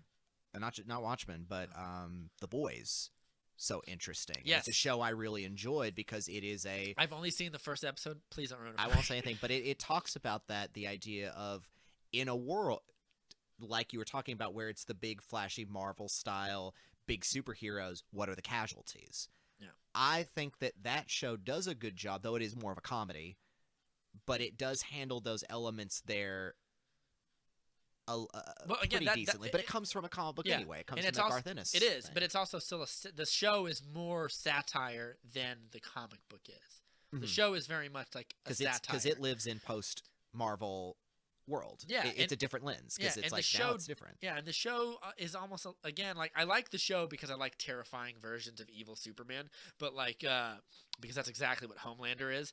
But Just you wait. yeah, don't tell. Great performance. Anyway, Not to mention, like, it's almost a clear analog for the Justice League because you have Yeah, the I Deep, mean- who is Aquaman. who is you have Aquaman the and- Wonder Woman who I can't remember her name. I can't recall. at It's the almost moment either. definitely something like Athena or Xena or something like that. It's meant to be that, and that's Garth Ennis being like, oh, oi, fuck superheroes, and Yeah. but I'm gonna write a superhero story. Yeah, it's their Watchmen. Mhm. You know, it's the ironic superhero is nothing new. it's Watchmen. Even if I it's think The Watchmen, Boys but is- with more sex jokes and more like lowbrow and violent and Yeah. silly and all that. Yeah. I actually think the show does a better job with this story than the comics do. Yeah, I picked up one of the comics at Barnes and Noble and read it, and I thought it was okay. It's okay. Yeah. This cleans the gunk out and tells a better story. Yeah, But I'll leave it and- there. and I I- get what you're saying. But I feel like they'll give you two kinds of stories. Here's what they don't like, and I'm gonna fly my freak flag a little bit. They don't like Man of Steel. Mhm. They don't like men who fly and shoot lasers out of their eyes. But it's also going through But it's also ennui and emotional turmoil. yeah, like legit roiling humanity. That scene in Man of Steel where he takes his son into the barn and shows him the spaceship that he came in, and Kevin Costner gives like one of the best 2 minutes of his life in a performance where he says, I gotta believe that you were sent here for a reason, and even if it takes you the rest of your life, you gotta find out what that reason is. And it's it chokes me up every time I see it. And then he said, can I just keep pretending I am your son? And he goes, you are my son. And I was like, oh my God. Like, that's the stuff that gets me. But at the same time, he flies and shoots lasers out of his eyes, and he fights he throws a guy into a train and an explosion. I think they're very uncomfortable with that proposition of taking it that seriously, which is why I think that, like, I don't know if Martin Scorsese would like Man of Steel. Mhm. Part of me would say he might, because it looks more like an auteur. Like, that's Christopher Nolan and Zack Snyder doing exactly what they want to do. Christopher Nolan wrote the screen story, and then he wrote the screenplay with David Goyer, and then he brought Zack Snyder in. Yeah, he brought Zack Snyder in because he made Watchmen, and he felt that was like in Artur's the superhero movie. right vision for what could do for this. Exactly, because Watchmen, you just reverse engineer Watchmen to get to like a Superman. What would you not do with Superman? Well, Right. I wouldn't let him like blow people up like Dr. Manhattan in Vietnam. Or Right. something. I wouldn't let him be a nihilistic non-man who Yeah. now sees things beyond. He literally Superman has to have a hitchhikes. purpose, Yeah. like has to have a connection to something morally right, or at least struggling to find moral right. Yeah, and he literally hitchhikes to get to his jobs, and like has to steal to survive in parts of the movie. And I feel like Hollywood is like old school Hollywood like people, like Francis Ford Coppola, who said Marvel films are disgraceful or disgusting. He doesn't like them.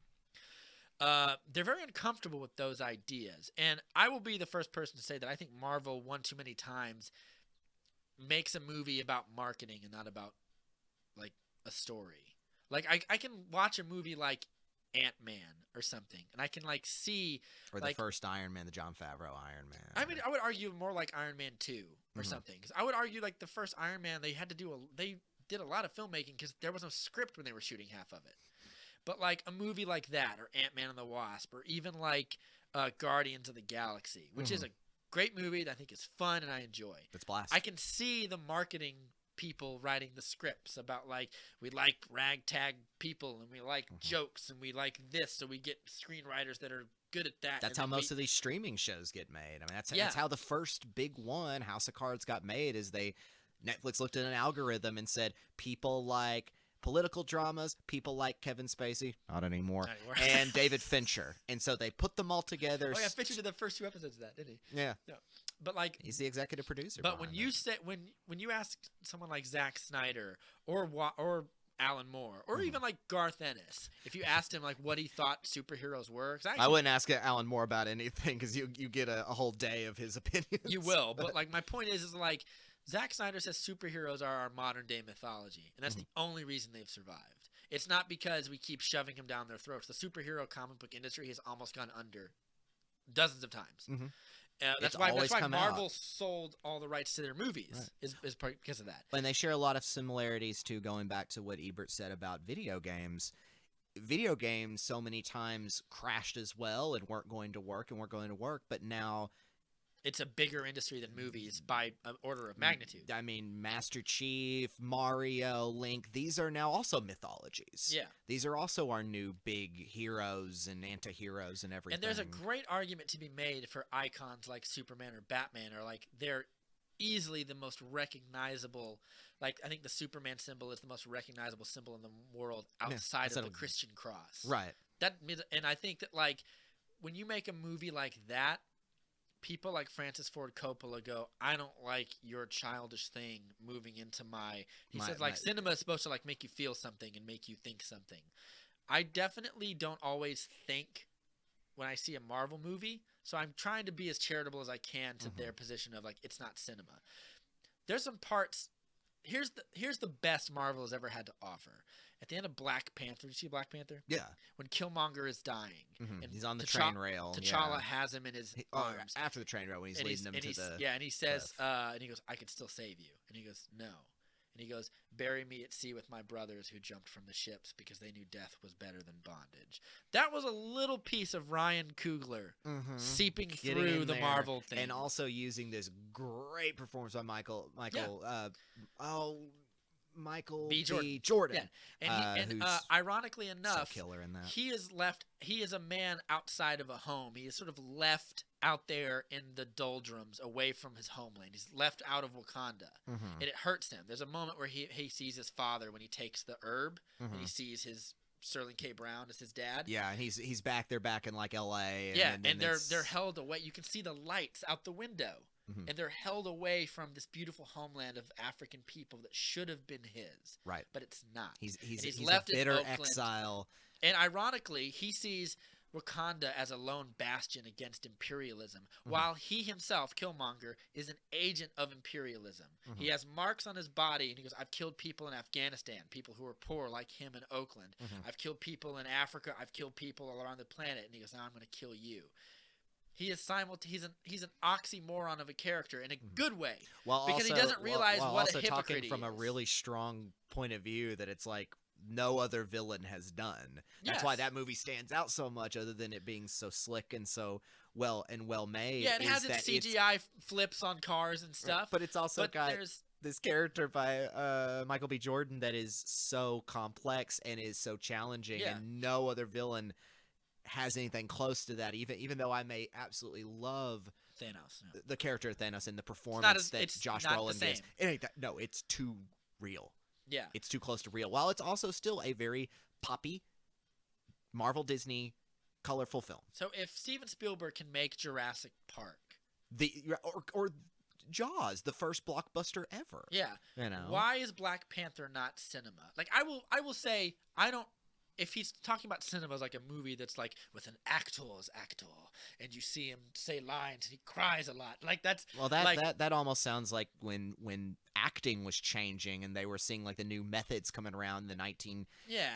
and everything. It's like, well, I'm that's just not saying, like, real acting, Yeah, and it's like, maybe, yes, like, it is. yeah, back acting was like why I oughta. It used to be Yeah. that back in the day, or And whatever. then method happened, and you get Marlon Brando on screen. It's like, oh my God, what is Yeah. this? Or Orson Welles, and it's real. If like there is an argument to be made that I don't think Thor: The Dark World is cinema. I don't go there to be like to feel a great thing. I will say I have felt great things watching Logan, watching Man of Steel, watching BVS, watching Black Panther, watching even like moments in Guardians 2 about like he may have been your father but he wasn't your daddy. And I was like Yeah.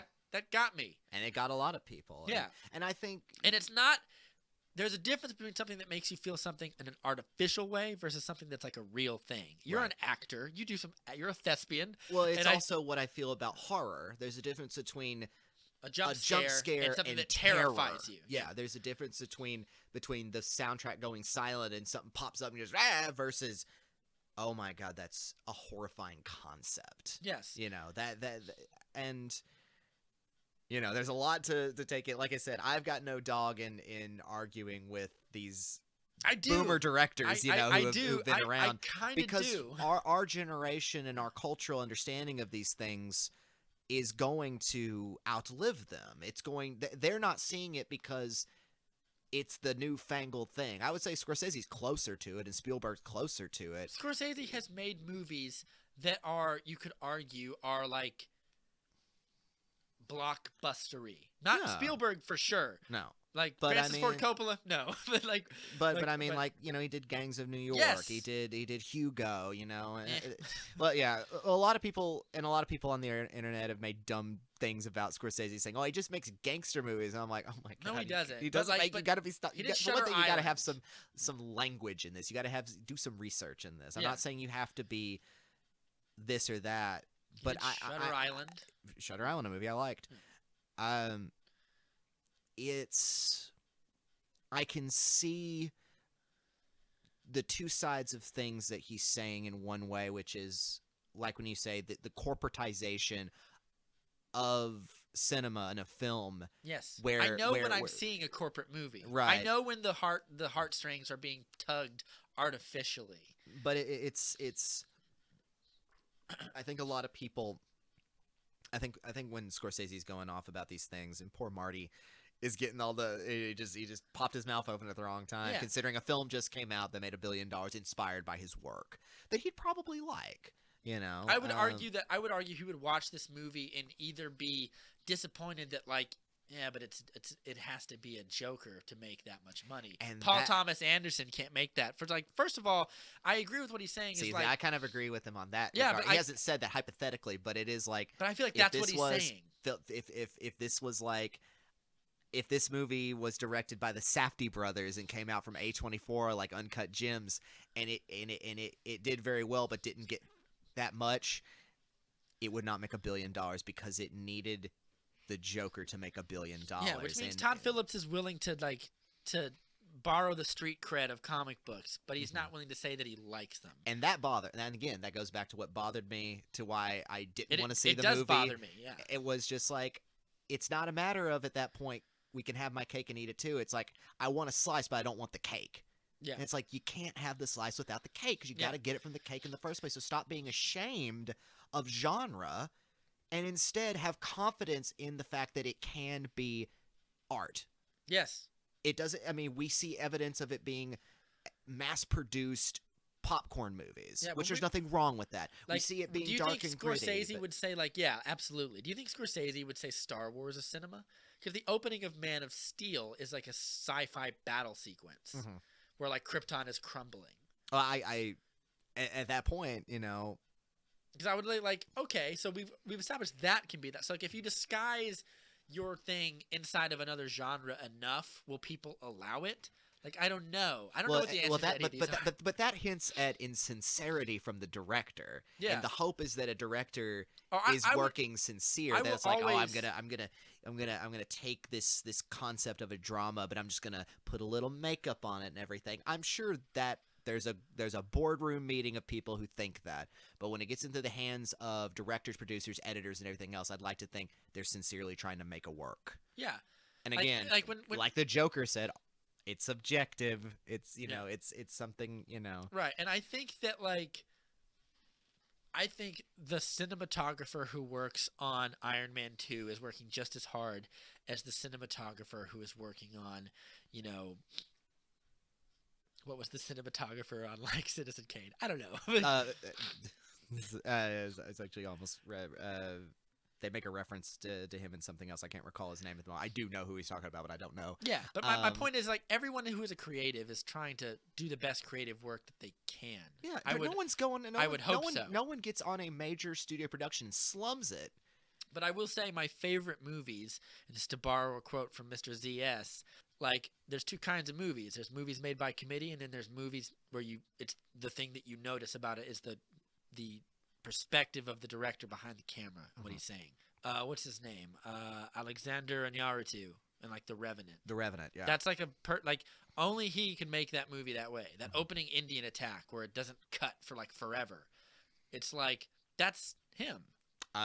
We were going to talk about it before, but seeing The Lighthouse, That's right. it takes an aesthetic of somebody like Robert Eggers to make the choice to film it on location. Yeah. In one location, Well, yeah, in but black and white, in original film, and none of it seems pretentious or useless because it works to the benefit of the film, and it makes the experience better. Yeah, and it's easier for a movie that's like The Lighthouse is probably made for $10 million or something. Yeah. It's a small budget. I'm talking about even like people who like when you hand someone $137 million to make a movie, and like those people are asked to like if it's a big picture, I feel like the best big budget things that I see that have like big ideas and big sort of a big visual language to go along with it, whether it's a movie like, whether we're talking about superhero movies or we're talking about something like War of the Worlds, which has like a big budget or something. Right. The best movies, the best big budget movies and the best small budget movies are always the ones where I can feel the person behind the camera. And to a I degree. always, I go back to what I feel like has been the defining film of that in the last 10 years, and that is Mad Max Fury Road. Yeah. I think is one of the most successful balance acts of a big, giant It is thrill a literally- minute spectacle It's that literally also blockbuster is, and spectacle is what holds that movie together. but it also is a intimate, tight, emotionally driving craft yeah, that everyone has the agreed plot on. of the movie is she turns left at one point. Right. It's like But that's- it doesn't matter because Yeah. it too is a character study. But is that not? I mean, would Scorsese say that's not cinema? Yes, it is. Again, I don't know. I don't No, know. it absolutely is. I don't know. I don't think. George I- Miller is too smart a man to make a boring movie. I think at the end of the day, he our made, frustration he made a is kids not. movie about global warming. I think at the end of the day, at least my argument's not towards specifically Scorsese or Coppola or these guys. It is just the tug of war change between new technology being easily accessible for new filmmakers who are able to try to find a balance between heart and technology, heart and the set. yeah, You I know, agree. and I think they're, you know, it's a big okay boomer, but we're you know, again, it's the Steven Spielberg just made Ready Player One a right, year or which is a something ago. big dumb spectacle. Yes, but- And I was- but at the end of the movie when I can't remember his name, he plays the Steve Jobs stand-in. What's his name? He's in Bridge of Spies. Mark Rylance, the great Mark Rylance. Yes. And he says at the very end of it, for a movie that's all about artificial reality, it has a lot of like real heart in it Mhm. throughout the whole movie. And when he looks at the kid who played Parzival, Ty Sheridan. yeah, and he yeah. says, "Thanks for playing my game." And I felt like, Yeah, oh, when it's a nice they're in the little- room together, I was like, this is one of the few moments in this movie that I'm like, there's that Spielberg stuff. That's why I go to Spielberg. Yeah. Is because he'll give you a spectacle. Jurassic Park's one of the greatest spectacles in film history. Yeah. It also, I care about these people. Yeah. I care about these people. yeah, and I feel like, In the end of the day, did you walk out of the movie and care about anything? yeah, like You I didn't, know? can't And say that I can't say that I cared in Iron Man 2 or Right.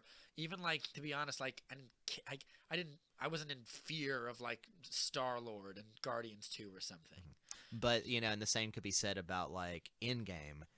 You know, maybe I didn't have a great stakes in it, but I know a whole audience that was crying because that has been, like you said, 10-year their journey. mythology Yeah. for 10 years, and that's valid. Their Yeah. experience is valid. Now, I wish that stories like that could be accessible and available to people without it being a franchise. I sure do. Yeah. The Lighthouse only was in Arkansas for a week. Damn it. I won't get to see Parasite, which is a film I'm very excited Oh to my see because it God. leaves today. Yeah. Jojo Rabbit, thankfully, by Taika Waititi is still going to be sticking around. But when I see that happen, when I see these movies that are so exciting and so unique and interesting stay in places for a week and then are gone until they go streaming, while a big budget blockbuster lasts 7 months. Yeah. There I can see the frustration. Yeah, because they want people to see this just as much as they want people to see Avengers. And everyone Endgame. deserves to see these Yeah. things. And at that point, is it the real problem becomes, is it us and our desire not to go see these things? Is it the trouble with the cinema in general where Well, people aren't going to movies unless maybe. they are events? Look, Francis Ford Coppola hasn't made an interesting movie in like 10 years, so that's his fault. right? And again, Like, I don't The last really care about. vampire-y movie he made with Val Kilmer, I fell asleep, man. It was so fucking boring. Right, I'm it was sorry. garbage. It was I mean, I don't really Yeah. care about But Coppola. my- I just watched Full Metal Jacket, not Full Metal Jacket, but Apocalypse Now the other day. Movie's amazing. Yeah. But it was a long time ago as well. My point is like, it's not just can you make someone feel. You can artificially make someone feel something enough to where they think it's real. Editing music and everything is about making you feel something. Yes, but it's if about if do you Joker had feel no something- soundtrack, then I wouldn't feel the same way about some of these scenes. Yeah, but it's about did you feel something and did it sort of stay with you and you thought about it for a long time after? Right. Like after Black Panther, I thought about that movie a lot. Like after Man of Steel and all the Plato symbolism that's like stuffed in there as well, I thought about it a lot. Mhm. I cried when I teared up when Tony Stark's light went out. Yeah. But I didn't think about it for that long. There's a difference between the two, and the line is always a little fuzzy. You never quite know where it is.